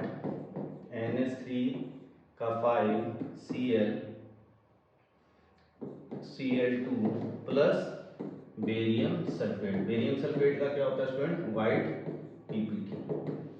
तो अगर बेरियम क्लोराइड डालने पर व्हाइट प्रेसिपिटेट आ रहे हैं तो सल्फेट बाहर पड़ा है। इसमें बेरियम क्लोराइड डाल दूंगा, बेरियम क्लोराइड डालूंगा तो कोई व्हाइट प्रेसिपिटेट नहीं मिलेंगे। तो ये रिएक्शंस प्रूव करती हैं कि दे आर आयोनाइजेशन आइसोमर। तो ये आपको याद रखना है। नेक्स्ट हम बात करते हैं क्वेश्चन किस टाइप के, CBSE में आएंगे। Right the types of isomerism exhibited by following. ये 3 नंबर का बेटा CBSE में क्वेश्चन है और मैं कहता हूँ फ्री के नंबर हैं जिसने ढंग से मेरे लेक्चर को सुन लिया। अब जैसे यहाँ पे देखिए ध्यान से, वो कह रहे हैं बताओ कौन सा आइसोमेरिज्म है, तो NH3 है, इधर सल्फेट है, सल्फेट अंदर चला जाएगा, Cl बाहर, तो आप कहेंगे दैट इज आयोनाइजेशन आइसोमेरिज्म। अब यहाँ पे बात करिए, थोड़ा सा डिफरेंट है, ये भी आपने किया नहीं है। ये क्या करेगा, ऑप्टिकल आइसोमेरिज्म शो करेगा, जो थोड़ी देर में करेंगे तो वहां पे आ जाएगा। अभी मैं इसको बाद में समझा दूंगा आपको। अगले में देखें कोऑर्डिनेशन आइसोमेरिज्म, अभी आपने जस्ट किया, 2 कॉम्प्लेक्स फिर आ गए, कोऑर्डिनेशन आइसोमेरिज्म। तो ये इनके जवाब हैं। नेक्स्ट हम बात करते हैं स्टूडेंट ज्योमेट्रिकल आइसोमेरिज्म, जो कि स्टीरियो आइसोमर का एग्जांपल है। यहाँ पे आपको थोड़ी सी मेहनत करनी पड़ेगी, थोड़ा सा चीजों को याद करना पड़ेगा। अब हमारे पास 2 टाइप के आइसोमेरिज्म होते हैं, कोऑर्डिनेशन नंबर 4 और कोऑर्डिनेशन नंबर 6। तो पहले हम 4 की बात कर लेते हैं। 4 में 2 स्ट्रक्चर आते हैं, एक तो आता है स्क्वायर प्लेनर, एक आता है टेट्राहेड्रल। याद रखना, स्क्वायर प्लेनर कॉम्प्लेक्सेस केवल सिस ट्रांस आइसोमेरिज्म शो करती हैं, टेट्राहेड्रल ज्योमेट्रिकल आइसोमेरिज्म शो नहीं करता due to equivalent position of the ligand. तो टेट्राहेड्रल कभी नहीं शो करता। ये क्वेश्चन पूछ लेते हैं क्यों नहीं करता, तो आपने कह देना due to equivalent position of ligands. मगर यहाँ पे अगर हम बात करें स्क्वायर प्लेनर में, मान लीजिए प्लैटिनम, मेरा फार्मूला है PtCl2 NH3 का ट्वाइस, कोऑर्डिनेशन नंबर 4 है।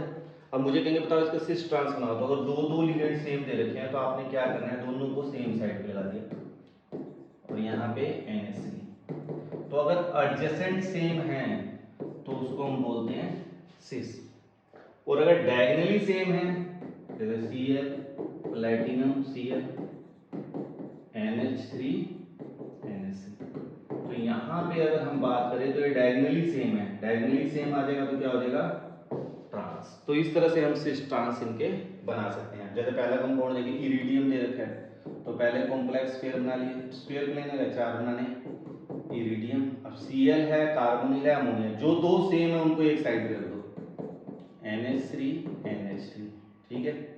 और क्या है, एक Cl है और एक कार्बोनिल है, तो अब दोनों सेम है तो ये सिस हो गया। इसी का ट्रांस बनाना है, अगर मुझे ट्रांस बनाना है स्टूडेंट, तो मैं क्या करूंगा, इरिडियम। अब मैं अमोनिया को NH3, जो 2 सेम है उनको डायगोनली क्या कर दूंगा, सेम करूंगा, और कहीं पे कुछ भी लगा दूंगा बाकी। तो ये आपका क्या बन गया, इसका ट्रांस बन गया। तो इस तरह से आप ट्रांस और सिस आइसोमर बना सकते हैं। इसको मैंने अभी आपको जस्ट थोड़ी देर पहले बना के दिखाई दिया। अब बात करते हैं कि सर अगर 6 कोऑर्डिनेशन नंबर आ जाए तो क्या होगा। पिछले में छोटा सा टॉपिक रह गया स्टूडेंट कि अगर सारे लिगेंड डिफरेंट आ जाते हैं तब क्या करते हैं सर, तो इसका भी एक टाइप है, जैसे Cl Br आयोडीन। वैसे आज तक आया नहीं, मगर आ जाए चारों डिफरेंट हो तब भी आइसोमर होता है, बस वहां पे हम सिस ट्रांस की बात नहीं करते हैं। क्या करना है, ऐसे में आ जाए तो 3 आइसोमर बनेंगे, कभी कोई पूछ ले तो कितने आइसोमर बनेंगे, 3। ठीक, क्या करेंगे, प्लेटिनम। अब करना क्या है, आपने स्टूडेंट बनाने का तरीका देख लीजिए, थोड़ा सा जल्दीबाजी में बिल्कुल एग्जैक्ट स्ट्रक्चर नहीं बनाया, मगर आपको समझ आ रहा होगा मैं क्या कहना चाह रहा हूँ।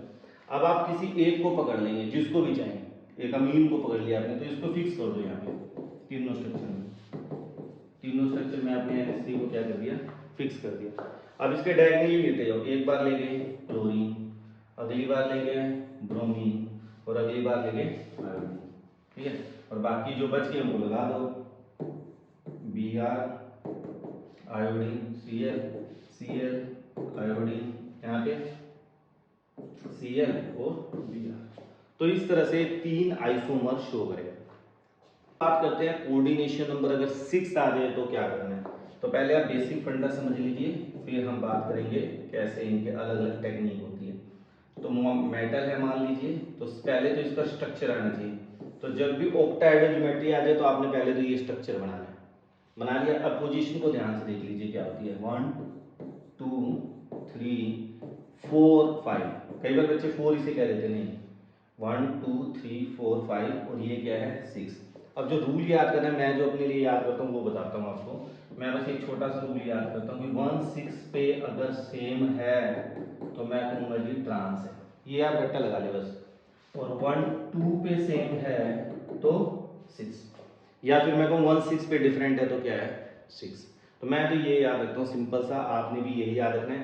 इससे ऊपर CBSE में कभी क्वेश्चन नहीं आता, तो ये आपने नोट कर लीजिए स्क्रीन। जैसे पहला आ गया मेरे पास क्रोमियम NH3 का 4Cl2, मेरे पास जो दो होंगे ना मैं उस पर कंसंट्रेट करूंगा। जैसे Cl2 है, अब मुझे इसका पेपर में बनाना है तो मैं क्या करूंगा, पहले तो ऑक्टाहेड्रल ज्योमेट्री क्रोमियम है, पहले ऑक्टाहेड्रल अरेंजमेंट बना दो, 2 क्रोमियम पहले ऑक्टाहेड्रल बना लिया। अब क्या करना है आपने, एक बार क्या करना है दोनों पे सेम कर देना है, और एक बार 1 और 2 पे सेम कर देना है। अब 4 अमीन बच गए, चारों को उधर पे डाल दो जो बच गए। ठीक है स्टूडेंट, अब क्या करेंगे 1 2 पे सेम है तो हम कह देंगे ये इसका क्या है ट्रांस। ये 1 2 पे बाकी जगह अमोनिया डाल दो,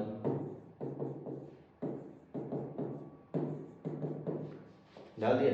अब ये क्या हो जाएगा इसका 6, और 1 6 पे क्या हो गया डिफरेंट तो 6। तो इस तरह से हम इसका बना सकते हैं। अगला क्या आ गया कोबाल्ट Cl2 और इन का टॉइस। अब ये बाइडेंटेट लिगेंड है, तो 4 तो बॉन्ड यही बना लिए, 2 ये 6। अब इसका कैसे बनाएंगे, अब क्या करेंगे पहले आप ये रफ डायग्राम बना लीजिए। यहाँ पे आपका कोबाल्ट आ गया। अब क्या करना स्टूडेंट, ये बनाने में मैक्सिमम बच्चे गलती करते हैं, तो इसको सीख लीजिए कैसे करें। Cl2 है, 2 क्लोरीन लगा दिए 1 6 पे, तो ये तो ट्रांस बन गया। अब क्या बच गया इन। अब इन को कैसे बनाते हैं वो देख लो, 2 के साथ 2 पोजीशन को ब्लॉक करेगा, बाइडेंटेट लिगेंड है। इसी तरह तो ये इसका ट्रांस हो गया। इसी का सिस बनाना है तो क्या करूंगा, ध्यान से देखिए, कार्बोनिल सॉरी कोबाल्ट ये हो गया। अब क्या करना है 2 Cl है, तो मैं क्या करूंगा इसको 1 2 पे रख दिया। अब इन कहाँ पे आएगा, 2 पोजीशन ब्लॉक करनी है उसको, ये और कौन सी बच गया ये, तो ये इसका क्या बन गया 6। तो इस तरह से आप सिस ट्रांस आइसोमर बना सकते हैं। अभी थोड़ी देर में क्वेश्चन और अराइज होगा, ऑप्टिकल आइसोमरिज्म। ऑप्टिकल आइसोमर क्या होते हैं student, optical isomers are those isomer which are mirror image to each other but they are non superimposable. कहने का मतलब ये मेरा हाथ है तो इसका मिरर इमेज क्या बनेगा, ये बनेगा। मगर अगर मैं इसको इसके ऊपर रखूँ तो अंगूठे के ऊपर नहीं आ रहा है, नॉन सुपर इम्पोजेबल है। Mirror image but non superimposable are called optical isomer. तो कोई क्या इसका ऑप्टिकल आइसोमर बनेगा क्या इस वाले कंपाउंड का, तो आपका जवाब होगा नहीं, सर ये ऑप्टिकल आइसोमरिज्म शो नहीं करेगा। तो ट्रांसफॉर्म इसका ऑप्टिकल आइसोमरिज्म शो नहीं करता। क्या नहीं करता, ट्रांसफॉर्म इसका क्यों, ये एक दूसरे इसको उठा के अगर मैं इसके ऊपर रखूंगा तो क्या हो जाएगा फिट हो जाएगा। मगर इसी का अगर मैं मिरर इमेज बनाऊं तो आप देखेंगे कि ये इसके ऊपर फिट नहीं होगा। तो cis form optical isomerism show करता है, मगर इस कंपाउंड का ट्रांस इसका ऑप्टिकल आइसोमरिज्म शो नहीं करता। ये बहुत ही इंपॉर्टेंट सीबीएसई का क्वेश्चन है, इसका स्क्रीनशॉट ले लीजिए। अब लास्ट टाइप दे लेते हैं इसका कि अगर सर तीन तीन लिगेंड सेम आ जाए तो क्या करेंगे। पहला तो ये रफ काम तो आपको करना ही करना है कि भाई ऑक्टाहेड्रल आते ही आपने ऑक्टाहेड्रल अरेंजमेंट बना लेना है। रोडियम है, रोडियम ले लिया। अब मैं क्या करूंगा, अब तीन है। अब इस केस में क्या करना है आपको, यहाँ पे एक ट्राइंगल बनाना है। उस ट्राइंगल पे अगर तीनों लिगेंड सेम हैं तो आपका सिस है, और इसको हम बोलते हैं फैक्ट। फेशियल वर्ड से आया ये फैक्ट। यहाँ पे सिस और ट्रांस किया, फैक्ट और मोर वर्ड इस्तेमाल करते हैं, सिस बन गया। और पीरियडिंग लगाना है, P Y P Y P Y. अब इसी का ट्रांस बनाना है तो क्या करूंगा, अब जो ट्राइंगल बनेगी आपकी सोडियम, अब इस पे सारे सेम नहीं आएंगे, क्या लेंगे, Cl Cl, एक को चेंज कर दिया, पीरियडिंग, सॉरी Cl यहाँ पे आ जाएगा।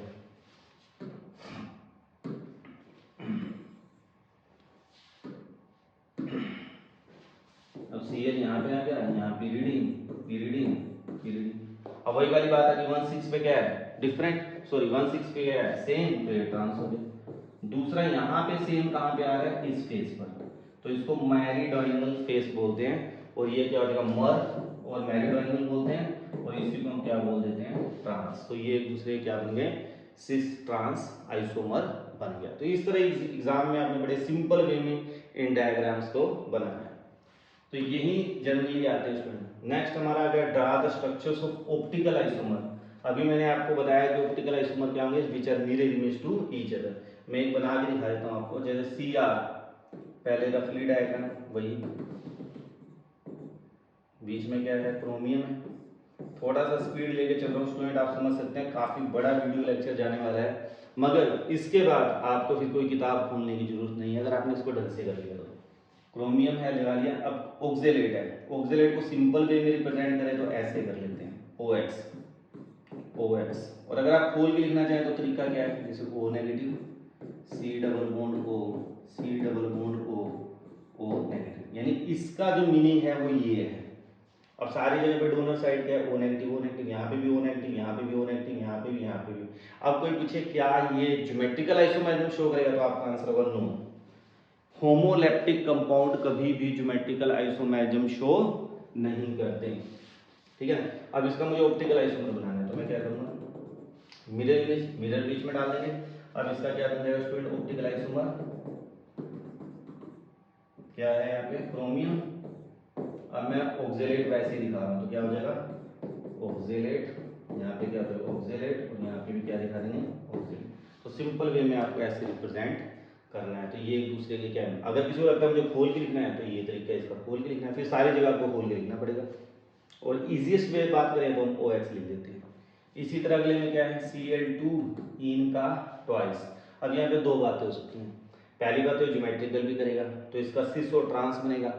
अभी मैंने जैसे उस केस में दिखाया पीछे आपको, तो सिस और ट्रांस, जैसे यहाँ पर भी हमने बात की थी अभी, इरेज कर दिया था मैंने, तो यहाँ पे सिस और ट्रांस दोनों बनेंगे, मगर जो इसका ट्रांसफॉर्म है वो ऑप्टिकल आइसोमेरिज्म शो नहीं करेगा, मगर सिस क्या करेगा। इसी तरह यहाँ पे, ठीक है स्टूडेंट। तो इनके आपने जस्ट क्या करने हैं, मिरर इमेज बना देने, एक स्ट्रक्चर बना के उसका मिरर इमेज बना दी, वो क्या होते हैं, ऑप्टिकल आइसोमेरिज्म कहलाते हैं। Next, indicate the type of isomerism exhibited by the complex. तो कौन सा आइसोमेरिज्म ये शो करेगा, तो देखिए बेटा मेरे पास क्या आ गया, NO2। अब NO2 का क्या होता है, लिंकेज आइसोमर ONO। तो ये लिंकेज आइसोमेरिज्म क्या करेगा, शो करेगा। क्यों, क्योंकि यहाँ पे एम्बिडेंट लिगेंड्स आ गया, तो एम्बिडेंट लिगेंड आते ही आपने बोल देना linkage isomerism. Right the IUPAC name of complex and what type of isomerism does it exhibit. अब जैसे ही मैं यहाँ पे आया, 4 लिगेंड हैं और 2 हैं। अब ये देखते मेरा दिमाग काम करेगा क्या, कि भाई ये क्या करेगा, ज्योमेट्रिकल आइसोमेरिज्म शो करेगा। कौन सा, सिस और ट्रांस। एक बार 1 और 6 पे Cl रख दूंगा तो क्या दूंगा, ट्रांस है। 1 और 2 पे सेम कर दूंगा तो क्या कह दूंगा, सिस है। IUPAC नोमेनक्लेचर करना है, tetra amine die क्लोराइडो chromium third ion. Third क्यों आ गया, ये -2 है उधर +1 है, तो x 0 -2 इक्वल टू +1, तो x क्या आ जाएगा, +3। तो रोमन वर्ड में ऑक्सीडेशन स्टेट क्या आ जाएगी यहाँ पे, थर्ड। तो इस टाइप के क्वेश्चंस की आपने अच्छी तरह प्रैक्टिस करनी है, जो सीबीएसई में बार बार पूछे जाते हैं। नेक्स्ट हम स्टार्ट करने जा रहे हैं वैलेंस बॉन्ड थ्योरी।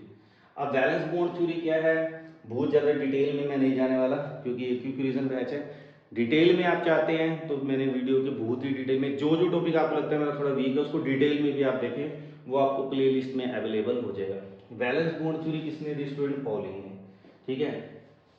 ये क्या कहता है उसको मैं एग्जांपल के थ्रू आपको समझाता हूँ। छोटी छोटी बातें पहले याद कर लीजिए। अगर कोऑर्डिनेशन नंबर 4 है तो टेट्राहेड्रल होगा, हाइब्रिडाइजेशन याद रखिए क्या होगी, sp3। कोऑर्डिनेशन नंबर 4 है तो हाइब्रिडाइजेशन दो टाइप की हो सकती हैं, dsp2 या फिर sp2d। इसमें दोनों की ज्योमेट्री क्या होगी, स्क्वायर प्लेनर ही होगी। अब 5 कोऑर्डिनेशन नंबर आ गया तो हाइब्रिडाइजेशन या तो dsp3 होगी या फिर sp3d होगी। दोनों केसेस में ज्योमेट्री क्या होगी, ट्राइगोनल बाइपिरामिडल। और कोऑर्डिनेशन नंबर 6 है, वही वाली बात, या तो sp3d2 होगी या d2sp3 होगी। दोनों केस में क्या रहेगा, ऑक्टाहेड्रल ही रहेगा। तो ये आपको पहले तो हाइब्रिडाइजेशन के बारे में पता होना चाहिए। अब किस टाइप से और कैसे यूज करता है इसको हम समझ लेते हैं। अभी मैंने जो सबसे पहला एग्जांपल आपको दिया था जब मैंने लेक्चर स्टार्ट किया, तो वहीं से मैंने वैलेंस बॉन्ड थ्योरी आपको एक्चुअल में समझा दी थी, क्रोमियम NH3 का 3 पॉजिटिव। ये एग्जांपल लिया था मैंने, हमने लिया था क्रोमियम यहाँ पे क्या हो जाएगा 3 पॉजिटिव, और आपने क्या किया था यहाँ पे हमारे पास हमें पता है कि 3 इलेक्ट्रॉन है, S खाली है और P खाली है, तो हमने क्या किया था D2sp3 हाइब्रिडाइजेशन बोल दी थी, ठीक है। तो यहाँ कोई दिक्कत नहीं है। अब D2sp3 बोलते ही अब आपसे कोई पूछे अभी इसकी ज्योमेट्री बताओ, तो आप कहेंगे जी ऑक्टाहेड्रल। अब आप कहेंगे पैरामैग्नेटिक है, डायमैग्नेटिक है, तो अनपेयर्ड इलेक्ट्रॉन आ गए। अगर एक भी अनपेयर्ड इलेक्ट्रॉन हो तो याद रखिए ज्योमेट्री क्या होगी, पैरामैग्नेटिक। क्या हो जाएगी, पैरामैग्नेटिक, ठीक है। अब एक एग्जांपल और लेते हैं, कोबाल्ट NH3 का 6 3 पॉजिटिव। अब इसका करते हैं, तो यहाँ पे भी कोबाल्ट का ऑक्सीडेशन स्टेट क्या है स्टूडेंट, +3। तो हमारे पास क्या हो जाएगा आर्गन 3d6, ठीक है, निकालने के बाद। और आगे आपको पता है 4s0 और 4p0। d के कितने ऑर्बिटल होते हैं, 5, s का 1, p के 3, मगर इलेक्ट्रॉन कितने हैं कोबाल्ट के पास, अब यहाँ पे 6, तो बना दिए। अभी मैंने आपको थोड़ी देर पहले बताया था कि जितने लिगेंड्स हैं उतने एम्प्टी ऑर्बिटल चाहिए। यहाँ पे कितने एम्प्टी ऑर्बिटल हैं, 4 चाहिए, कितने 6। क्या करें, वो कहता है पेयरिंग कर दो। क्यों पेयरिंग कर दें, कहता है कि अगर हम कंपाउंड की पेयरिंग नहीं करते तो ये कंपाउंड क्या होगा, पैरामैग्नेटिक।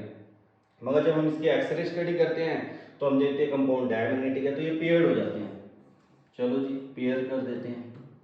जब 6 इलेक्ट्रॉन पेयर्ड हो जाएंगे तो क्या हो जाएगा स्टूडेंट, ये एक यहाँ पे S और P के 3। अब क्या करेंगे, 2 D के 1 S का 3 P के, तो हाइब्रिडाइजेशन क्या हो जाएगी D2sp3। ज्योमेट्री ऑक्टाहेड्रल, सारे इलेक्ट्रॉन पेयर्ड हैं इसलिए इसका नेचर क्या हो जाएगा student, diamagnetic.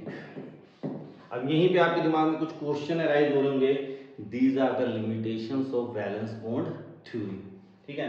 Next part F6 3 negative. अब इसको जब करते हैं वही सेम, कोबाल्ट 3 पॉजिटिव आएगा, 3d6, d के अंदर 6 इलेक्ट्रॉन है तो हमने कर दिया जी। अब s के अंदर 1 और p के 3। अब आप कहेंगे सर क्या दिक्कत है, अभी थोड़ी देर पहले भी तो हमने किया है, 6 लिगेंड है, यहाँ पे 4 ही एम्प्टी है, इनको पेयर कर देते हैं।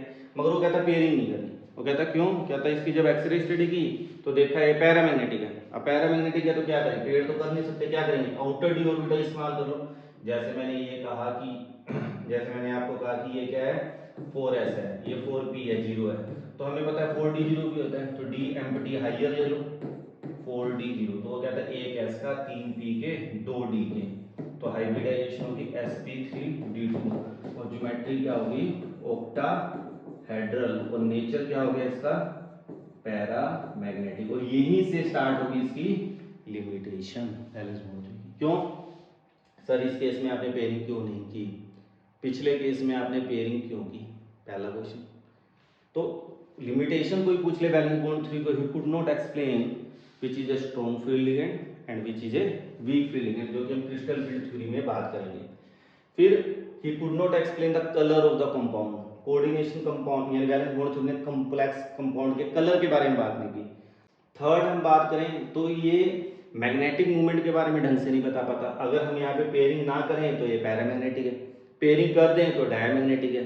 तो अगर हम जब यही नहीं क्लियर कर पा रहे कब पेयरिंग होगी कब नहीं होगी, तो हम जो मैग्नेटिक प्रॉपर्टी उसके बारे में एग्जैक्ट यहाँ पे हम नहीं बोल सकते। This is the limitation of this theory. Third limitation क्या, he could not explain the spectra of the compound, spectra के बारे में इसने कोई भी बात नहीं की।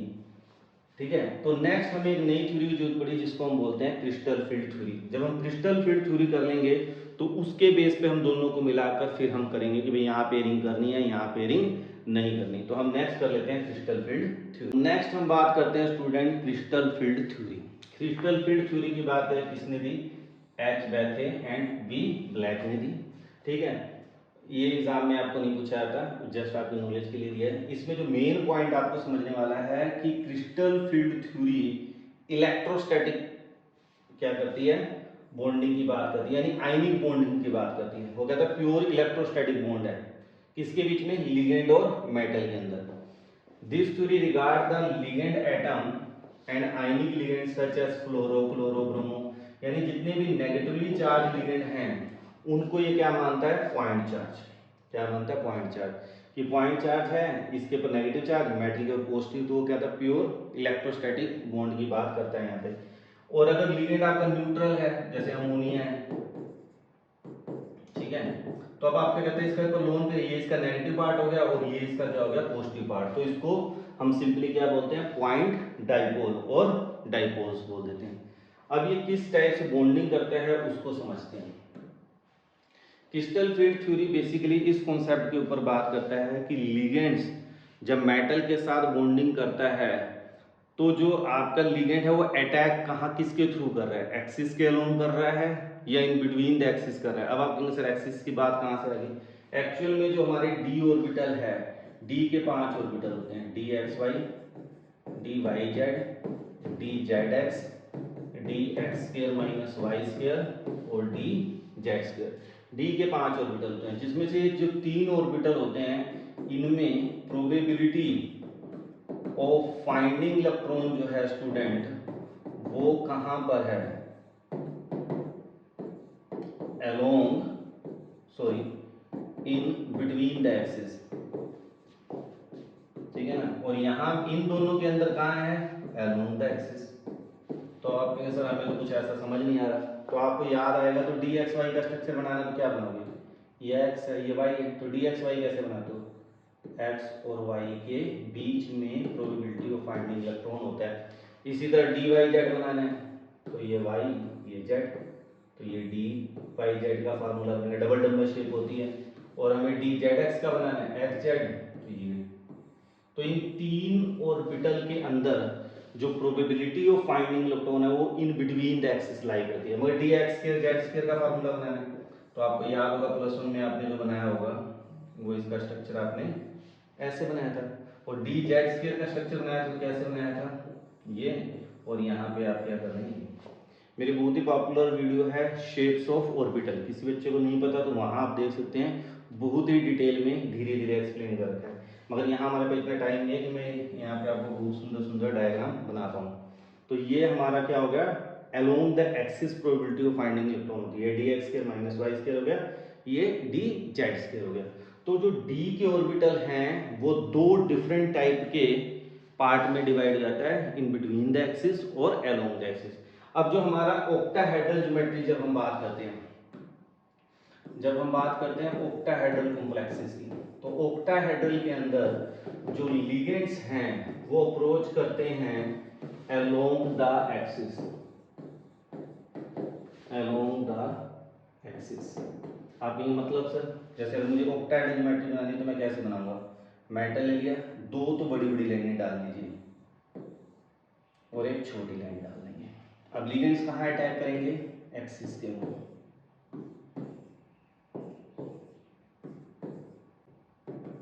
ये हमारा ऑक्टाहेड्रल स्ट्रक्चर बन गया।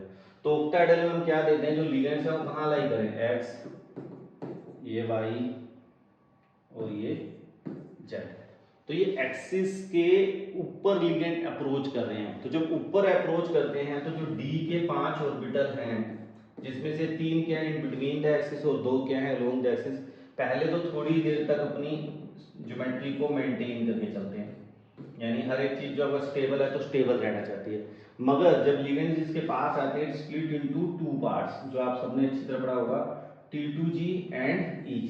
तो ये T2G और EG में स्प्लिट हो जाता है, नीचे वाले को T2G और इसको EG। जनरली सिंपली वर्ड हम बोलते हैं ट्रिपली फोल्ड ऑर्बिटल, या हम बोल देते हैं ट्रिपली डीजनरेट। वैसे तो ये ग्रुप थ्योरी है, काफी डिटेल में आप बीएससी में जाएंगे, एमएससी में स्टडी करेंगे तो वो उसका एक अलग ही मीनिंग होता है। मतलब प्लस 2 लेवल तक आप इनका समझ सकते हैं कि ये क्या है, ट्रिपली डीजनरेट है, और ये डबली डीजनरेट या डबल फोल्ड, तो ये EG हो जाता है। अब यहाँ पे इस पॉइंट को हम बेरी सेंटर बोलते हैं, क्या बोलते हैं, बेरी सेंटर, और यहाँ पर हम एनर्जी क्या मान के चलते हैं, 0। अब इसके बाद जब हम डाउनवर्ड जाते हैं तो याद रखना जो एनर्जी होती है वो -0.4 डेल नोट होती है, और अबव इलेक्ट्रॉन जाता है तो उसकी एनर्जी होती है +0.6 डेल नोट, और इन दोनों के बीच की एनर्जी गैप को हम डेल नोट बोलते हैं। और डेल नोट मेरा क्या है, CFSE, crystal field stabilisation energy, कि जब d ऑर्बिटल स्प्लिट होता है 2 पार्ट में, T2G और EG में, तो उनके बीच में जो एनर्जी गैप होता है उसको हम बोलते हैं क्रिस्टल फील्ड स्प्लिटिंग एनर्जी।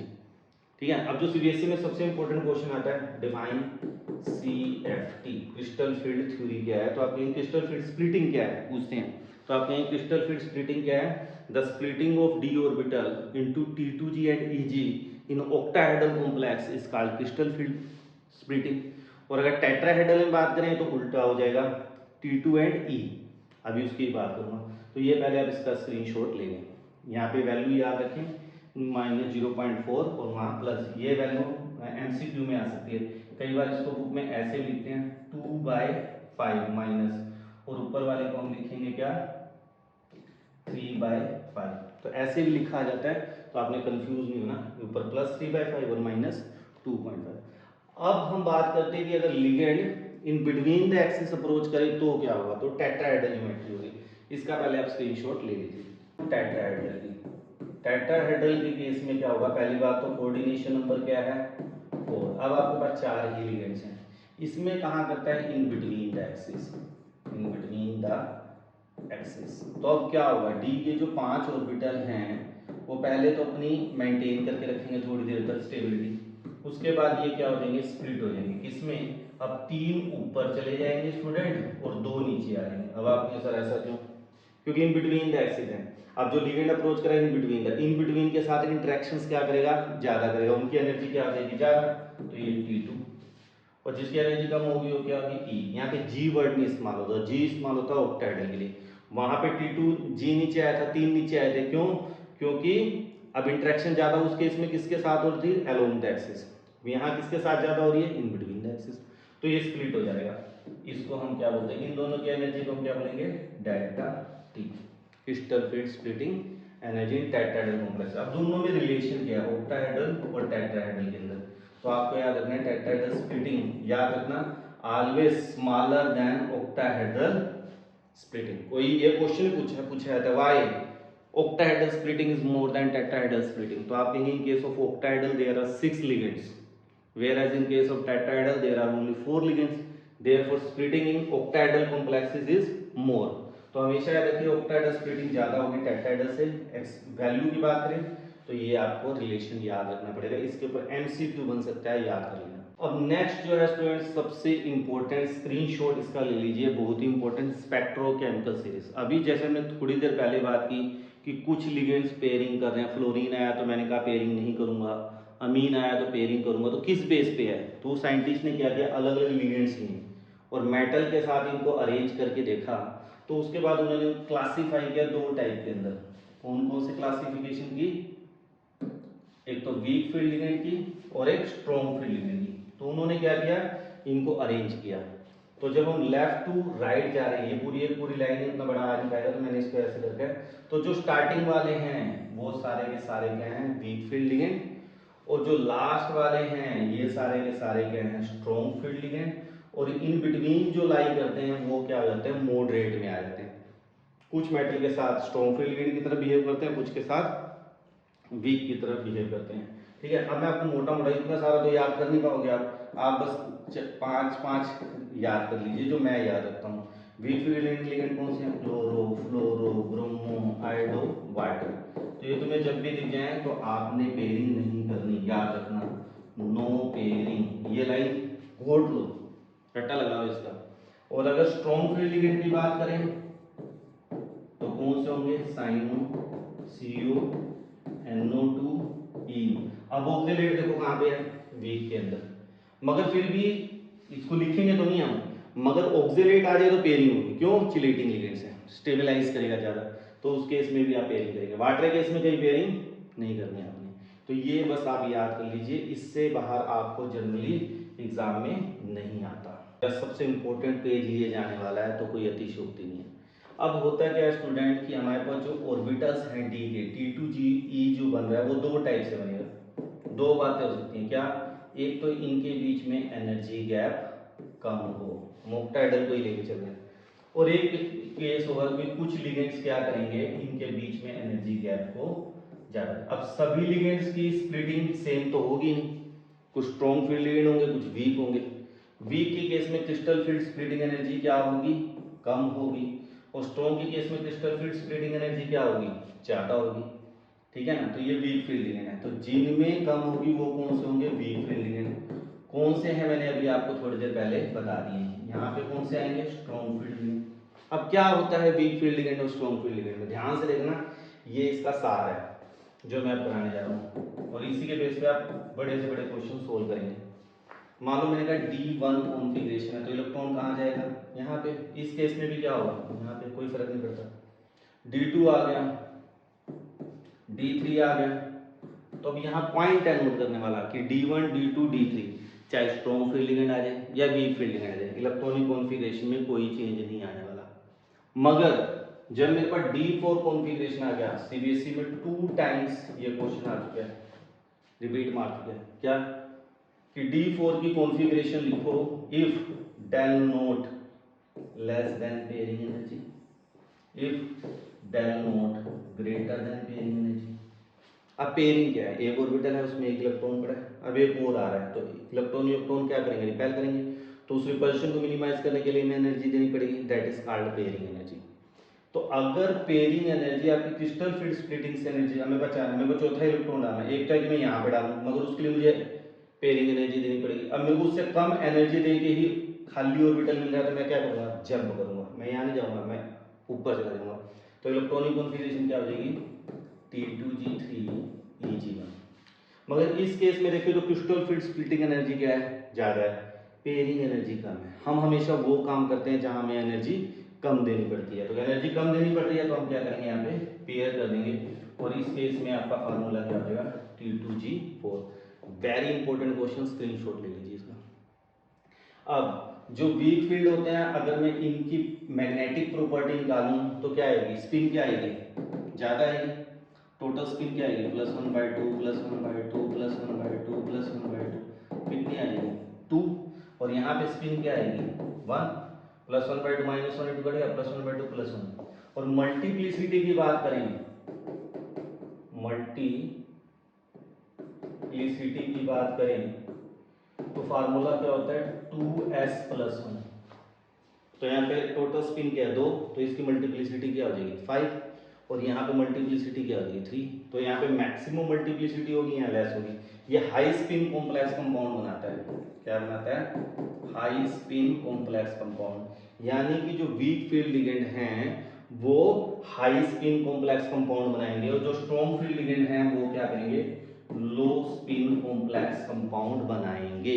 बड़ा इंपॉर्टेंट पॉइंट है। अगला पॉइंट ध्यान से सुनना, ये मतलब थोड़ी कई जगह चेंज हो जाता है, ये 100% एप्लीकेबल नहीं करता। ये बातें तो 100% एप्लीकेबल कि जनरली जो वीक फील्ड लिगेंड है इस केस में हम आउटर डी ऑर्बिटल इस्तेमाल करते हैं, क्योंकि पेयरिंग तो करेंगे नहीं, तो आउटर डी ऑर्बिटल इस्तेमाल करते हैं। तो ये आउटर ऑर्बिटल कॉम्प्लेक्स कंपाउंड बनाते हैं। और इन केस में हम पेयरिंग कर देते हो तो इनर डी ऑर्बिटल इस्तेमाल कर लेते हैं, तो इसको हम बोलते हैं, अगर आपकी कॉन्फ़िगरेशन D2sp3 है तो इनर ऑर्बिटल कॉम्प्लेक्स कहलाएगा, sp3d2 है तो आउटर ऑर्बिटल कॉम्प्लेक्स कराएगा। DsP2 है तो इनर ऑर्बिटल, sp2d है तो आउटर ऑर्बिटल कॉम्प्लेक्स कहलाएगा। तो इस टाइप से इनर ऑर्बिटल कॉम्प्लेक्स और आउटर ऑर्बिटल कॉम्प्लेक्स को भी हम क्या करते हैं, कैलकुलेट करते हैं। अब समझ लेते हैं स्टूडेंट कि सीबीएसई में क्वेश्चन किस टाइप से आएगा। मैंने आपको थ्योरेटिकल क्वेश्चन बता दिए, अब क्वेश्चन को समझते हैं कि किस टाइप से क्वेश्चन आएंगे। जैसे using valence bond theory complex explain the geometry magnetic nature of this compound. मेरे पास आ गया NiCN4 2 नेगेटिव, और मुझे कहेंगे भाई इसके बारे में सब कुछ बताओ। ठीक है जी, बता देते हैं। निकल क्या होता है 28, और 28 का क्या हो गया आर्गन 3d8 4s2 4p0। अब यहाँ निकल की ऑक्सीडेशन स्टेट निकाले तो क्या होगा x - 4 -2 x क्या हो गया +2, यानी निकल +2 में है। तो निकल जब +2 की बात करेंगे तो क्या हो जाएगा स्टूडेंट, आर्गन 3d8 4s0 और 4p0। अब d के कितने ऑर्बिटल होते हैं 5, s का 1, p के 3। अब 8 इलेक्ट्रॉन है, दिखा दीजिए 8 इलेक्ट्रॉन फटाफट में, ये दिखा दी। अब क्या करूं, अब हमें जाना है, देखना है कि यार लिगेंड कौन सा लगा है। तो साइनाइड है, अभी आपको बताया था साइनाइड क्या करेगा, पेयरिंग करेगा। ये 2 इलेक्ट्रॉन ये उठा के साइनाइड इसकी क्या कर देगा, जब निकल के पास साइनाइड कॉम्प्लेक्स कंपाउंड बनाने आएगा तो ये उठा के इसकी क्या कर देगा स्टूडेंट, पेयरिंग कर देगा। तो यहाँ पे 8 इलेक्ट्रॉन क्या हो गए, पेड अप हो गए। अब एक डी का खाली हो गया, एक एस का और पी के 3। अब कितने लिगेंड्स हैं 4, कितने एम्प्टी चाहिए 4, तो एक एस का, एक पी का, 2 डी के। तो हाइब्रिडाइजेशन क्या होगी DsP2, और DsP2 पे क्या ज्योमेट्री होती है स्क्वायर प्लेनर। और यहाँ पे इलेक्ट्रॉन आपके क्या हैं पेयर्ड है, तो ये क्या हो गया डायमैग्नेटिक। तो डायमैग्नेटिक DsP2 और स्क्वायर प्लेनर इसकी क्या होगी ज्योमेट्री। अब नेक्स्ट देख लेते हैं स्टूडेंट, उसमें क्या कह रहा था, molecular shape of NiCO4 is not same as that of NiCN4 2 negative. अब ऐसा क्यों, देख लेते हैं। निकल की ऑक्सीडेशन स्टेट यहाँ पे क्या आएगी स्टूडेंट 0, क्योंकि कार्बोनिल है 0 है, और इस पे नेट पे भी चार्ज क्या है 0। तो निकल क्या हो जाएगा आर्गन 3d8 4s2 4p0। अब डी के अंदर कितने इलेक्ट्रॉन आ गए 8, 1 2 3 4 5 6 7 8, मगर एस के इलेक्ट्रॉन पेयर्ड अप हो जाएंगे। क्यों हो जाएंगे पेयर्ड अप, क्योंकि कार्बोनिल है, स्ट्रॉन्ग फील्ड लिगेंड है, पेयरिंग कर देगा। हमें पास एक एस का खाली है और पी के 3 खाली है। तो हाइब्रिडाइजेशन क्या हो जाएगी स्टूडेंट sp3, ज्योमेट्री क्या हो जाएगी टेट्राहेड्रल, नेचर क्या हो जाएगा डायमैग्नेटिक। जबकि इसका भी आपने थोड़ी देर पहले किया है, इसकी हाइब्रिडाइजेशन क्या है DsP2 स्क्वायर प्लेनर। हाँ वो क्या है डायमैग्नेटिक है, और ये भी क्या है डायमैग्नेटिक, ये बात सेम।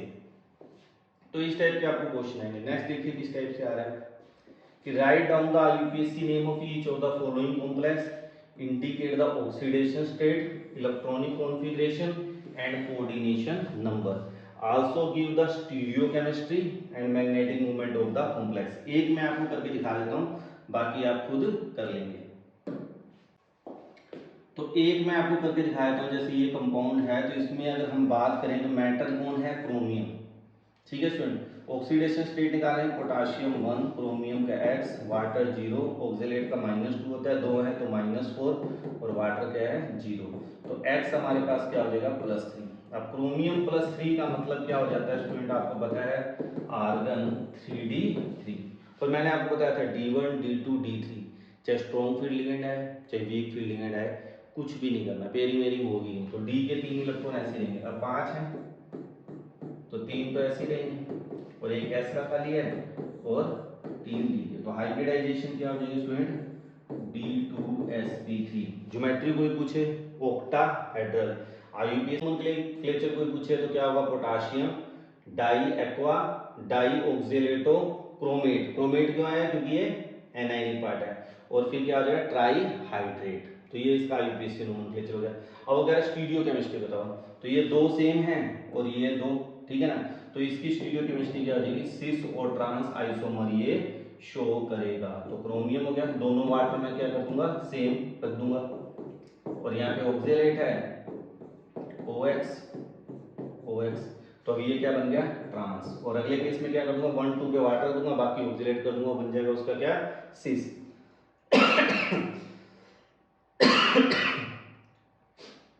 जो ट्रांस है वो ऑप्टिकल आइसोमेरिज्म शो नहीं करेगा, मगर जो इसका सिस फॉर्म है वो इसका क्या करेगा, ऑप्टिकल आइसोमेरिज्म भी शो करेगा। तो एक आपने इसका ऑप्टिकल आइसोमेरिज्म बना के दिखा देना है और ये सिस और ट्रांस बना के दिखा देना है। उसके बाद क्या करें, मैग्नेटिक मूवमेंट निकालो। तो ये अनपेयर्ड इलेक्ट्रॉन कितने हैं, 3। तो मैग्नेटिक मूवमेंट का फार्मूला क्या होता है, mu equal to n into n plus 2 Bohr's magneton. क्या फार्मूला होता है, बोहर्स मैग्नेटोन। तो 3 अनपेयर्ड इलेक्ट्रॉन है तो क्या हो जाएगा 3 प्लस 2, तो ये √15 हो जाएगा और ये 3.87 बोहर्स मैग्नेटोन इसकी क्या आ जाएगी, वैल्यू आ जाएगी। ठीक है स्टूडेंट, तो मैग्नेटिक भी हो गया, stereochemistry. Coordination number, coordination number का मतलब होता है कितने कोऑर्डिनेट बॉन्ड बनेंगे, कितने पार्टनर हैं, 2। अब ऑक्सिलेट बाइडेंटेड लिगेंड है, 2 है, 2 दूनी क्या हो गया 4। तो कोई पूछे कोऑर्डिनेशन नंबर क्या है, 6 इसका क्या है, कोऑर्डिनेशन नंबर है। तो इस टाइप के क्वेश्चन सीबीएसई में जनरली पूछे जाते हैं, तो इन टाइप के क्वेश्चन की आपको प्रैक्टिस करनी है। नेक्स्ट किस टाइप का क्वेश्चन आएगा ये हम डिस्कस कर चुके हैं student. Compare the following complexes with respect to shape, magnetic behaviour and hybrid orbitals. तो जैसे अभी थोड़ी देर पहले हमने किया था F6 करके, यहाँ 4 आ गया। फ्लोरीन है तो पेयरिंग नहीं करेंगे। वाटर आ गया, ऑक्जेलेट आ गया, क्या करेंगे, कुछ नहीं करना, क्योंकि क्रोमियम है। क्रोमियम के केस में आपको इस चीज का देखना ही नहीं कि स्ट्रॉन्ग फील्ड लिगेंड है या वीक फील्ड लिगेंड है। क्रोमियम क्या आएगा, 3D3 आएगा। और हमें इसकी हाइब्रिडाइजेशन क्या आ जाएगी, अगर निकालोगे तो इसकी हाइब्रिडाइजेशन आ जाएगी D2sp3 पैरामैग्नेटिक ज्योमेट्री। ठीक है, अब अगले में करें कार्बोनिल है, अभी हमने थोड़ी देर पहले किया था। इलेक्ट्रॉन क्या हो जाएंगे, सारे पेड अप हो जाएंगे, हाइब्रिडाइजेशन क्या आएगी इसकी sp3। तो इस टाइप से आप बड़े आराम से इनकी हाइब्रिडाइजेशन निकाल सकते हैं। तो इनकी आपने कोशिश करनी है, प्रैक्टिस करनी है। नेक्स्ट D4 के लिए कॉन्फ़िगरेशन कर रहा है, अभी जस्ट थोड़ी देर पहले मैंने आपको इसको भी एक्सप्लेन कर दिया है। नेक्स्ट क्वेश्चन देख लो, वो कह रहा है FeH2O6 पॉजिटिव स्ट्रांगली पैरामैग्नेटिक है, जबकि FeCN6 नेगेटिव क्या है, वीकली पैरामैग्नेटिक है। वो कह रहा है भाई, तो स्टूडेंट स्ट्रांगली क्यों है, आपको पता है वाटर है, वाटर वीक फील्ड लिगेंड है, यहाँ पे पेयरिंग नहीं होगी। नो पेयरिंग होने की वजह से D के पांचों F3 पॉजिटिव है, तो इसके पांचों इलेक्ट्रॉन क्या रहेंगे, अनपेयर्ड रहेंगे। तो इसका मैग्नेटिक मूवमेंट क्या होगा, बहुत ज्यादा, तो स्ट्रांगली पैरामैग्नेटिक है। मगर साइनाइड के केस में जो इसके 5 इलेक्ट्रॉन है वो पेयर्ड अप हो जाएंगे। तो 5 पेयर्ड अप हो गए तो क्या हो गया ये। अब अनपेयर्ड इलेक्ट्रॉन कितना रहेगा, केवल 1, तो जिसकी वजह से ये क्या होगा, वीकली पैरामैग्नेटिक होगा। आप कहेंगे due to the presence of ligands, ठीक है ना, in case of water due to weak field ligand, ये क्या करेगा, पेयरिंग नहीं करेगा। They have 5 unpaired electron, they are strongly paramagnetic. Cyanide pairing कर देगा, only 1 unpaired electron is left, that's why it is a weakly paramagnetic. अगला देख लेते हैं, काफी इंपॉर्टेंट क्वेश्चन है स्टूडेंट, सीबीएसई में सारे क्वेश्चन आए हुए जितना मैं स्क्रीन पे मेंशन कर रहा हूँ, एक एक क्वेश्चन को डिटेल में स्टडी करें। अब अगला देखिए, FeEn का twice Cl2 Cl, identify the oxidation number of iron. तो निकाल लेते हैं, Fe है x, इन का क्या होता है 0, क्लोरीन -1 होता है 2, और बाहर एक पड़ा है -1, नेट पे चार्ज क्या 0, तो x क्या हो गया +3। तो कोई क्या भाई ऑक्सीडेशन नंबर बताओ, तो ऑक्सीडेशन नंबर ऑफ आयरन क्या आएगा +3। फिर क्या कह रहा है, hybrid orbital and the shape of complex. अब इन आ गया, स्ट्रॉन्ग चिलेटिंग लिगेंड है, तो मैंने आपको बताया था पेयरिंग हो जाएगी। पेयरिंग हो जाएगी तो इसकी जो हाइब्रिडाइजेशन आएगी स्टूडेंट, सेम उसी टेक्निक से जब आप करोगे तो क्या आएगी D2sp3, क्योंकि ये बाइडेंटेट है 4 और 2 6 लिगेंड है, तो हाइब्रिडाइजेशन क्या आ जाएगी D2sp3, पेयरिंग हो जाएगी। मैग्नेटिक बिहेवियर की बात करें तो यहाँ पे आयरन की ऑक्सीडेशन स्टेट +3 आई है, +3 का मतलब है D5। पेयरिंग होने के बाद भी एक इलेक्ट्रॉन हमारे पास क्या है, बच जाएगा, ठीक है ना। तो ये इसका मैग्नेटिक मूवमेंट निकालना है, म्यू इक्वल टू क्या आ जाएगा √2 of n into +2 Bohr's magneton. अब n की वैल्यू 1 पुट कर देंगे, 1 × 1 + 2 तो √3 1.732 बोहर्स मैग्नेटोन, इसका क्या आ गया आपका मैग्नेट, इसका मैग्नेटिक मूवमेंट। अगला क्या कह रहा है, the number of geometrical isomer. तो ज्योमेट्रिकल आइसोमर कितने बनेंगे, सिस और ट्रांस। तो आपके इसके ज्योमेट्रिकल आइसोमर बनेंगे 2। क्या करेंगे, Fe 2 क्लोरीन है, लगा दिया जी। अब ईन है, एक यहाँ पे एक यहाँ पे, तो इसके ये क्या बन गए ज्योमेट्रिकल आइसोमर। अब इसी का मुझे क्या करना है, ये तो इसका क्या बन गया ट्रांस। आप कहेंगे सर इसका सिस बना दो, तो इसका सिस भी बना देंगे। Fe क्या सिखाया मैंने आपको, 1 2 पे क्लोरीन कर देंगे, बाकी जगह क्या है आपका इन, अब मैंने एक चीज और बताई, ऑप्टिकल आइसोमर इसने पूछा नहीं, अगर पूछे तो ऑप्टिकल आइसोमर में ट्रांस शो नहीं करेगा, सिस क्या ऑप्टिकल आइसोमर बनाएगा। अगला क्या है, whether there is optical isomer possible, yes, तो आप कहेंगे yes, cis form show optical isomerism but trans does not show optical isomerism. Name of the complex, name क्या हो जाएगा, देखो ये ई से है, ये सी से है, डाई क्लोराइडो बिस इथेन 1 2 डाइअमीन आयरन ब्रैकेट में ऑक्सीडेशन स्टेट थर्ड, और फिर क्या हो जाएगा क्लोराइड, ये इसका क्या हो जाएगा नोमेनक्लेचर हो जाएगा। तो इस टाइप से आप इन क्वेश्चंस को कर सकते हैं। तो स्टूडेंट अब जो मैं टॉपिक कराने जा रहा हूँ इस चैप्टर का बहुत ही इंपॉर्टेंट कॉन्सेप्ट है, और यहाँ से आप ये मान के चलिए कि जो एमसीक्यू के क्वेश्चन आपके बनते हैं वो इसी टॉपिक से जनरली पूछे जाते हैं। इसी के ऊपर आप एनसीईआरटी एग्जाम्पलर में देखेंगे बहुत सारे क्वेश्चन आपको मिलेंगे। तो समझते हैं स्टूडेंट हम अपना topic factor affecting stability of complex. तो सबसे पहला जो आपको कॉन्सेप्ट करना है याद, वो क्या करना है कि साइज ऑफ कैटायन, मान लीजिए हमारे पास लिगेंड सेम है मगर कैटायन डिफर कर रहा है, तो उसके बेस पे भी हम क्रिस्टल फील्ड स्टेबलाइजेशन एनर्जी की बात कर सकते हैं, कौन कंपाउंड ज्यादा स्टेबल होगा 3D सीरीज के अंदर M2 पॉजिटिव चार्ज में, जैसे Mn2 पॉजिटिव Fe है, तो आप यहाँ पे ध्यान से देखिए तो इनकी एटॉमिक रेडियाई क्या हो रही है स्टूडेंट, डिक्रीज हो रही है।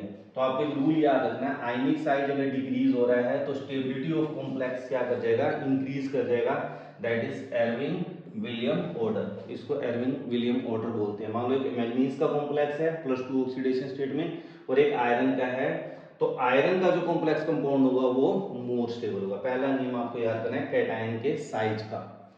सेकंड हम बात करेंगे, अभी थोड़ी देर पहले हम बात कर चुके हैं चिलेटिंग लिगेंड्स। मान लो एक जगह चिलेटिंग लिगेंड का कॉम्प्लेक्स है, एक नॉन चिलेटिंग का है, तो चिलेटिंग लिगेंड कॉम्प्लेक्स क्या होते हैं, मोर स्टेबल होते हैं। जैसा कि आप यहाँ पे ध्यान से देखिए, केवल इसमें क्या है अमीन है, नॉन चिलेटिंग, इसमें एक ईन आ गया, इसमें 2 ईन आ गए, इसमें क्या आ गए 3, तो जितने ज्यादा चिलेटिंग लिगेंड्स हो गए वो कॉम्प्लेक्स कंपाउंड क्या हो जाएगा, उतना स्टेबल हो जाएगा। तो ये सबसे अनस्टेबल है और ये सबसे क्या है, मोर स्टेबल है। ये बात आपको याद रखनी, greater the number of chelation more is the stability of complex compound. Next हम बात करते हैं इलेक्ट्रोनेगेटिविटी के बेस पे, कि जिसकी इलेक्ट्रोनेगेटिविटी ज्यादा होगी सेंट्रल एटम आयन के साथ जो लिगेंड अप्रोच कर रहा है, जिसकी इलेक्ट्रोनेगेटिविटी ज्यादा है उसकी स्टेबल कॉम्प्लेक्स बनाने की कैपेबिलिटी क्या होगी, ज्यादा होगी। जैसे हम आयोडो क्लोरो फ्लोरो ब्रोमो आयोडो की बात करें, आई नेगेटिव है, बी आर नेगेटिव है, सी एल नेगेटिव है, तो एफ नेगेटिव की ज्यादा होगी सी एल नेगेटिव से, सी एल नेगेटिव की ज्यादा होगी बी आर नेगेटिव से। और आपको पता है ये ज्यादा वीक फील्ड लिगेंड है in comparison to F negative, इधर जाता है क्रिस्टल फील्ड स्प्लिटिंग एनर्जी क्या हो जाएगी, स्ट्रॉन्ग फील्ड लिगेंड हो जाएगा इन कंपैरिजन टू आयोडीन, ठीक है ना, तो ये ज्यादा स्टेबल कॉम्प्लेक्स कंपाउंड बनाएगा। अब आ जाता है कि सर जैसे यहाँ पे ध्यान से देखें, अमोनिया है, साइनाइड है और हैलाइड। अब क्या करेंगे, मान लो मेरे पास NH3 आ गया, साइनाइड आ गया, ठीक है ना, और मेरे पास क्या आ गया आपका ये क्लोरो फ्लोरो ब्रोमो आयोडो आ गया। अब क्या करें, अब इलेक्ट्रोनेगेटिविटी तो फ्लोरीन की सबसे ज्यादा होती है, वो कहता नहीं। अब इस केस में हम क्या करेंगे, बेसिसिटी देखेंगे किसकी ज्यादा है, तो जिसकी बेसिसिटी ज्यादा होगी वो क्या करेगा, स्टेबल कॉम्प्लेक्स कंपाउंड बनाएगा, जिसकी वजह से साइनाइड के ज्यादा स्टेबल होते हैं अमीन से, अमीन के ज्यादा स्टेबल होते हैं फ्लोरो क्लोरो ब्रोमो से। The cyanoid amine complexes are far more stable than those formed by the halide ion. This is due to the fact that ammonia and cyanide are stronger Lewis base. तो stronger Lewis base जो होगा वो stable complex compound बनाएगा। Next जो last rule आपको करना है कि मान लीजिए आयरन +2 ऑक्सीडेशन स्टेट में कॉम्प्लेक्स कंपाउंड बना रहा है और +3 ऑक्सीडेशन स्टेट में बना रहा है, तो ज्यादा स्टेबल किसमें बनाएगा, हाइयर में। तो आपको याद रखना, higher the oxidation state of metal more stable is the complex compound. जैसे FeCN6 3 नेगेटिव और FeCN6 4 नेगेटिव में ज्यादा स्टेबल कौन है, ये, क्योंकि यहाँ पे आयरन क्या है +3 में, यहाँ आयरन क्या है +2 में। कोबाल्ट की बात करें, कोबाल्ट यहाँ +3 में है, और अगर कोबाल्ट यहाँ पे बात करें +2 में है, तो ज्यादा स्टेबल किसमें बनाएगा, +3 में। तो ये 4 रूल आपको याद रखने, पहला ऑक्सीडेशन नंबर जिसका ज्यादा है वो ज्यादा स्टेबल कॉम्प्लेक्स बनाएगा। दूसरा, अगर इलेक्ट्रोनेगेटिविटी के बेस पे हम डिफरेंशिएट करें, हैलाइड्स आयन आ गए तो फ्लोरीन का ज्यादा होगा। अगर लेविस बेस के कॉन्सेप्ट पे बात करें तो जिसकी बेसिसिटी ज्यादा होगी वो स्ट्रॉन्गर कॉम्प्लेक्स बनाएगा। और अगर कैटायन की साइज की बात करें, smaller the size of cation more is the stability of complex. तो ये पॉइंट आपको क्या करने हैं, याद करने हैं। अब सीबीएसई में क्वेश्चन कैसे आता है ये आपकी स्क्रीन पे है। Which of the following is most stable complex and Y. तो यहाँ पे मीन ने किया, यहाँ पे इन तो ये चिलेटिंग लिगेंड्स है, तो ये क्या हो गया आपका मोर स्टेबल हो गया। ठीक है, अब अगला क्वेश्चन देख लेते हैं, थोड़ा सा हट के है। What will be the correct order for the wavelength of absorption in the visible region for the following. अब यहाँ पे नाइट्रेट है, सॉरी यहाँ पे नाइट्रो है, अमीन है और वाटर है। और अभी आपने इलेक्ट्रो स्पेक्ट्रोकेमिकल सीरीज की बात की थी, तो इसमें वीक फील्ड लिगेंड कौन है, वाटर। वाटर के बाद कौन आता है, अमोनिया। और सबसे स्ट्रॉन्ग कौन है यहाँ पे, NO2 नेगेटिव। तो इधर जाते वक्त क्रिस्टल फील्ड स्प्लिटिंग एनर्जी क्या होगी, बढ़ेगी। यानी यहाँ पे एनर्जी गैप क्या होगा, ज्यादा। अगर एनर्जी गैप ज्यादा है, एनर्जी ज्यादा है, तो वेवलेंथ क्या होगी, कम। तो अगर हम बात करें इसका ऑर्डर अरेंज करें कि what will the correct order of the wavelength of absorption, तो वेवलेंथ सबसे ज्यादा किसकी होगी, NiH2O6 2 पॉजिटिव की। फिर कौन आ जाएगा, अमीन, NiNH3 का 6 2 पॉजिटिव। और फिर कौन आएगा लास्ट में, नाइट्रेट नाइट्रो, NiNO2 का 6 और 4 नेगेटिव। तो ये आपने बेसिक कॉन्सेप्ट समझ लिया कि जिसकी, यानी कहने का मतलब जो स्ट्रॉन्ग फील्ड लिगेंड है उसकी एनर्जी गैप तो ज्यादा होगी मगर वेवलेंथ क्या होगी, कम। जो वीक फील्ड लिगेंड है उसका एनर्जी गैप कम होगा, वेवलेंथ क्या होगा, ज्यादा, क्योंकि आपको पता है energy is inversely proportional to wavelength, क्योंकि E क्या होता है, Sc/λ। तो यहाँ से आप इस क्वेश्चन को सोल्व कर सकते हैं। नेक्स्ट देख लेते हैं, ये अपने आप में थोड़ा सा हट के कॉन्सेप्ट है स्टूडेंट। जो नेक्स्ट कॉन्सेप्ट है 2 नंबर में सीबीएसई में क्वेश्चन आ सकता है, और इसको डायरेक्ट थ्योरेटिकल पार्ट में आएगा कि right the stability of coordination compounds. Stability of coordination compound कैसे स्टडी करते हैं, या फिर आपका क्वेश्चन आएगा स्टेप वाइज स्टेबिलिटी कांस्टेंट क्या है और ओवरऑल स्टेबिलिटी कांस्टेंट क्या है, या डिसोसिएशन इंस्टेबिलिटी कांस्टेंट कौन सा है। इस टाइप के क्वेश्चन आपको बनते हैं। तो अगर हम बात करें, हमें पता है कि जो कोऑर्डिनेट कंपाउंड है, जैसे मान लो कॉपर प्लस 4NH3, तो ये किस में कन्वर्ट हो गया, CuNH3 का 4 2 पॉजिटिव।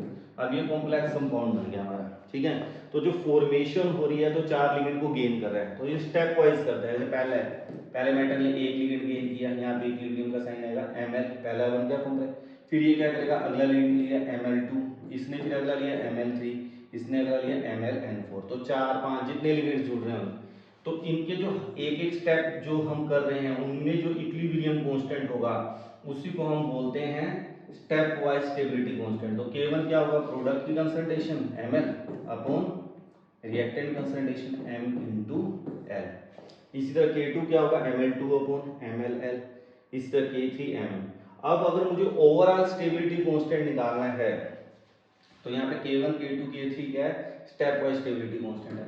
और अगर मुझे ओवरऑल स्टेबिलिटी कांस्टेंट निकालना है, एक ही स्टेप में रिएक्शन को लिख रहा हूं मैंने क्या किया, जैसे मैंने अभी एक ही स्टेप में लिख दिया, तो मेटल है और 4 लिगेंड इकट्ठे ले लिए, तो ये क्या बन गया, Ml4। तो इसकी अगर बात करूं तो इसको हम बीटा 4 से रिप्रेजेंट करेंगे, ये क्या हो जाएगा Ml4 अपॉन M, और L का क्या हो जाएगा 4। तो इस तरह से अगर n है तो क्या हो जाएगा MlN, ML की पावर n। तो इस तरह हम ओवरऑल स्टेबिलिटी कांस्टेंट निकालें। तो ओवरऑल स्टेबिलिटी कांस्टेंट जैसे बीटा 4 का 4 ही लिगेंड है तो क्या होगा, K1 K2 K3 and K4, इनको हम मल्टीप्लाई कर देते हैं, तो ये हमारा क्या हो जाएगा, ओवरऑल स्टेबिलिटी कांस्टेंट आता है। अब यहाँ पे समझने वाली बात है, higher is the value of overall stability constant value of the complex, more stable is it compound. उतना ही क्या होगा आपका, मान लो 2 आपको कंपाउंड दे दिए और उनकी ओवरऑल स्टेबिलिटी कांस्टेंट की वैल्यू दे दी, तो जिसकी ज्यादा आएगी वो आपका क्या होगा, स्टेबल कांस्टेंट। अब इसको उल्टा कर देते हैं, alternatively 1/kn value called instability constant, इसी का उल्टा क्या रहता है, इंस्टेबिलिटी कांस्टेंट हो जाता है, और इसी को हम डिसोसिएशन कांस्टेंट भी बोल देते हैं। अब न्यूमेरिकल सीबीएसई में आप एनसीईआरटी में एक न्यूमेरिकल इसके ऊपर गिवन है, वो आपकी स्क्रीन पे क्वेश्चन है, क्या है, calculate the overall dissociation equilibrium constant. Dissociation equilibrium constant क्या है आपका, Ki, किसके इक्वल होता है 1 अपॉन, अब यहाँ पे 4 लिगेंड दे रखे हैं तो 1 अपॉन बीटा 4, n दिया होता है 1 अपॉन बीटा n, तो आपने क्या करना है, बस 1 अपॉन 2.1 into 10 की पावर 13, इसको सोल्व कर दीजिए आपका आंसर आ जाए। तो 1 मार्क्स में आएगा, जब भी आएगा न्यूमेरिकल, तो ये आपका क्या हो जाएगा आंसर। अब कई बार आप सीबीएसई में क्वेश्चन देखेंगे तो अपने आप में काफी इंपॉर्टेंट क्वेश्चन है metal carbon, right the chemistry of metal carbonyl compound. जैसे एग्जांपल की बात करें FeCO का 5, निकल टेट्रा कार्बोनिल निकल 0। तो जो मेटल है जब कार्बोनिल के साथ रिएक्शन करता है उन्हें मेटल कार्बोनिल्स बोलते हैं। अब इसमें खास क्या है, इसको अलग से क्यों स्टडी करें, तो कहता है कि मान लो एक मेरा CO का कॉम्प्लेक्स कंपाउंड बन रहा है और एक अमोनिया का बन रहा है, तो CO का जो कॉम्प्लेक्स कंपाउंड है वो मोर स्टेबल होता है। तो ये भी क्वेश्चन आता है सीबीएसई में, why CO form more stable complex compound than ammonia, तब भी आपको ये सारी बातें लिखनी है। कार्बोनिल के केस में खास बात क्या है बेटा, ध्यान से देखिए, ये मान लो मेरे पास मेटल है और ये मेरा कार्बोनिल है CO। तो कार्बोनिल के पास लोन पेयर पड़े हैं, तो ये अपने लोन पेयर ऑफ इलेक्ट्रॉन क्या करेगा, मेटल के एम्प्टी ऑर्बिटल में देगा। तो ये तो बन गया मेरा कोऑर्डिनेट सिग्मा बॉन्ड, ठीक है स्टूडेंट। मगर इसमें खास बात क्या है कि इसके पास एम्प्टी पाई स्टार ऑर्बिटल होता है कार्बोनिल के पास, और मेटल के पास फिल्ड पाई ऑर्बिटल होते हैं, ठीक है ना। तो कार्बोनिल मेटल को बॉन्ड तो बना ही रहा है, मेटल भी इसके साथ बॉन्ड नहीं कर रहा। तो यहाँ पे इस टाइप से हम सिंपली समझ सकते हैं, मेटल लिगेंड के साथ बॉन्ड बना रहा है, लिगेंड मेटल के साथ, तो जो बॉन्ड स्ट्रेंथ होती है वो बढ़ जाती है, और इसको ही हम बोलते हैं सिनर्जिक इफेक्ट। और इस टाइप की बॉन्डिंग को बोलते हैं due to synergic bonding carbonyl compounds are more stable than non carbonyl compound because they have ability to form bond between ligand with metal and metal with ligand. तो जिसकी वजह से बॉन्ड स्ट्रेंथ बढ़ जाती है, जिसको हम बोलते हैं सिनर्जिक इफेक्ट। लास्ट हम इस वीडियो का कर लेते हैं स्टूडेंट, काफी लंबी वीडियो होगी, मगर मैं ये कहता हूं कि इसके बाद आपको किसी बुक को पढ़ने की जरूरत नहीं है, बस आप एनसीईआरटी एग्जाम्पलर की मेरी नेक्स्ट वीडियो भी जरूर देख लेना, एमसीक्यू और ये थ्योरेटिकल, इससे बाहर आपको करने की जरूरत नहीं है। Importance and application of coordination compound, इसकी क्या क्या इंपॉर्टेंस है, तो बहुत ही सिलेक्टेड इंपॉर्टेंस मैंने लिखी है। जनरली क्वेश्चन पूछा जाता है हार्डनेस ऑफ वाटर की एस्टिमेशन के लिए हम किस का इस्तेमाल करते हैं, तो आपको याद करना है EDTA का इस्तेमाल करते हैं। क्या करते हैं, simple titration with disodium EDTA, इसके साथ हम कर देते हैं। अब करता क्या है EDTA, हार्डनेस को रिमूव करने के लिए कैल्शियम और मैग्नीशियम आयन की वजह से, जिनकी वजह से हार्डनेस होती है, सोडियम को रिप्लेस कर देता है, और फिर हम इसकी टाइट्रेशन करके निकाल लेते हैं कितना कैल्शियम आयन और मैग्नीशियम आयन है, और वहां से हम एस्टिमेट कर लेते हैं हार्डनेस को। दूसरी इसकी इंपॉर्टेंस की बात करें तो एक्सट्रैक्शन में इस्तेमाल होता है। पहले आपको ये चैप्टर था एक्सट्रैक्शन ऑफ मेटल, अब वो डिलीट हो गया। तो लीचिंग प्रोसेस हम करते थे, तो वहां पे लीचिंग प्रोसेस में आपका कॉम्प्लेक्स कंपाउंड बनता है। तो आप यहाँ पे देख सकते हैं गोल्ड की जब एक्सट्रैक्शन करते हैं तो गोल्ड क्या करता है, AuCl नेगेटिव में कन्वर्ट होता है। उसके बाद हम इस कॉम्प्लेक्स कंपाउंड में जिंक डाल देते हैं, जिंक इसको क्या कर देता है, जिंक साइनाइड में कन्वर्ट कर लेता है, और गोल्ड क्या हो जाता है, प्योर फॉर्म में बाहर निकलता है। तो इम्प्योर गोल्ड को प्योर गोल्ड में हम कोऑर्डिनेशन केमिस्ट्री का इस्तेमाल करके एक्सटेंड, इसी तरह हम सिल्वर के लिए भी इसका क्या करते हैं, इस्तेमाल करते हैं। अब आ जाएगा भी, आप इसको बताइए इसके बायोलॉजिकल इंपॉर्टेंस क्या है बायोलॉजिकल सिस्टम में। तो आपको पता है क्लोरोफिल है, क्लोरोफिल में जो क्लोरोफिल क्या करता है, फोटोसिंथेसिस करता है प्लांट्स के अंदर। तो कौन सा मेटल कॉम्प्लेक्स कंपाउंड, कौन से मेटल कॉम्प्लेक्स कंपाउंड बनाता है, मैग्नीशियम। इसी तरह हीमोग्लोबिन के अंदर कॉम्प्लेक्स कंपाउंड कौन बनाता है, आयरन, ठीक है ना। विटामिन B12 के अंदर कॉम्प्लेक्स कंपाउंड कौन बनाता है, कोबाल्ट। तो ये हमारे कॉम्प्लेक्स कंपाउंड इनके अंदर भी बनते हैं। Among the other compound of biological importance with the coordinate metal ion, there are some enzymes. Enzyme भी important है, जैसे कि carboxy peptidase A and carbonic anhydrase. तो ये एंजाइम हमारे बायोलॉजिकल सिस्टम में एज ए एंजाइम भी क्या करते हैं, वर्क करते हैं। फिर आपको आ जाएगा भी फोटो, ये सीबीएसई पॉइंट व्यू से काफी इंपॉर्टेंट क्वेश्चन आपका, ठीक है। In black and white photography, the developed film is fixed by washing with hypo solution, which dissolve the undecomposed AgBr to form the complex। कौन सा कॉम्प्लेक्स बनाता है ये आपसे पूछा जाएगा, तो ये आप रट्टा लगा लीजिए, क्या बनेगा, AgH2O3 2 3 नेगेटिव। अब इसका IUPAC नोमेनक्लेचर लिखो, तो क्या हो जाएगा स्टूडेंट, डाइथायो सल्फेटो। अगर कैटाइनिक होता तो सिल्वर, एनाइनिक है तो क्या हो जाएगा, अर्जेंटेट, ठीक है। और ऑक्सीडेशन स्टेट, और फिर क्या आ जाएगा, आयन। अब ऑक्सीडेशन स्टेट कैसे निकाले, X थायोसल्फेट का -2 होता है, 2 है तो क्या हो गया -4 equal to -3, x equal to क्या हो जाएगा +1। तो यहाँ रोमन वर्ड में क्या आ जाएगा फर्स्ट। तो इस तरह इसका नोमेनक्लेचर भी याद करना है आपको और कॉम्प्लेक्स का फार्मूला याद रखना है AgH2O3 का ट्वाइस 3 नेगेटिव, ये इंपॉर्टेंट पॉइंट है। अब बात करें मेडिसिनल केमिस्ट्री में कहाँ इस्तेमाल होता है, एज ए चिलेटिंग थेरेपी इस्तेमाल करता है। ये करते क्या है कि मान लो लेड पॉइजनिंग होगी किसी को, तो लेड पॉइजनिंग में क्या करते हैं EDTA का इस्तेमाल करते हैं। EDTA क्या करता है, लेड के साथ बॉडी के अंदर जाके लेड का कॉम्प्लेक्स कंपाउंड बना लेता है और फिर क्या करता है बॉडी से सिक्रीट कर देती है। इसी तरह मान लो एक्सेस ऑफ कॉपर और आयरन हो गया है, तो उसको अगर मुझे बाहर करना है तो हम चिलेटिंग लिगेंड्स का क्या करेंगे, इनका इस्तेमाल करके हम आयरन को और कॉपर को बॉडी से रिमूव कर सकते हैं अगर एक्सेस में हो गए हैं। इसी तरह ट्यूमर है किसी व्यक्ति को, तो उसके लिए जो पॉपुलर ड्रग्स इस्तेमाल किया जाता है that is the cisplatin. Cisplatin का इस्तेमाल करते हैं, फार्मूला क्या है प्लैटिनम NH3 का ट्वाइस Cl2। तो यहाँ पे सिस फॉर्म है, जिसका स्ट्रक्चर जो बनेगा स्टूडेंट वो कैसे बनेगा, 2Cl सिस फॉर्म पे और NH3। तो ये सिस्प्लैटिन की फॉर्म में क्या करता है ट्यूमर के लिए इफेक्टिव होता है। तो ये आपको नाम याद रखने पड़ेंगे। लास्ट हम बात करें coordination compound are used in as a catalyst. तो सबसे इंपॉर्टेंट इंडस्ट्रियल प्रोसेस में इस्तेमाल होता है कौन सा, विल्किंसन कैटलिस्ट। तो विल्किंसन कैटलिस्ट का यहाँ पे फार्मूला ही मेंशन है, आपको नोमेनक्लेचर में आना चाहिए। कहाँ ये इस्तेमाल होता है, हाइड्रोजनेशन ऑफ एल्कीन में इस्तेमाल होता है। स्टूडेंट मेरे ख्याल से मैंने पूरा का पूरा चैप्टर डिटेल में आप लोगों को एक्सप्लेन किया है कोऑर्डिनेशन केमिस्ट्री। काफी लंबा वीडियो गया है, मगर अगर आप एंड तक इससे जुड़े हुए हैं और मुझे इस टाइम पे सुन रहे हैं तो आप वाकई आपने ये चैप्टर कंप्लीट कर लिया है। आपको घबराने की जरूरत नहीं है, CBSE में एक अच्छा स्कोर आप गेन कर लेंगे। नेक्स्ट वीडियो जो मैं बनाने वाला हूँ एग्जाम्पलर की, उसको भी आप जरूर देखें। तो ये दोनों मिला के 7 मार्क्स में आपके श्योर मानता हूँ। इस और चैप्टर की आप 1 शॉट जल्दी चाहते हैं, वो भी अगर आप कमेंट बॉक्स में मेंशन करेंगे तो पॉसिबल हो सका तो मैं आपको पेपर से पहले वो जरूर प्रोवाइड कर दूंगा। Thank you, have a nice day.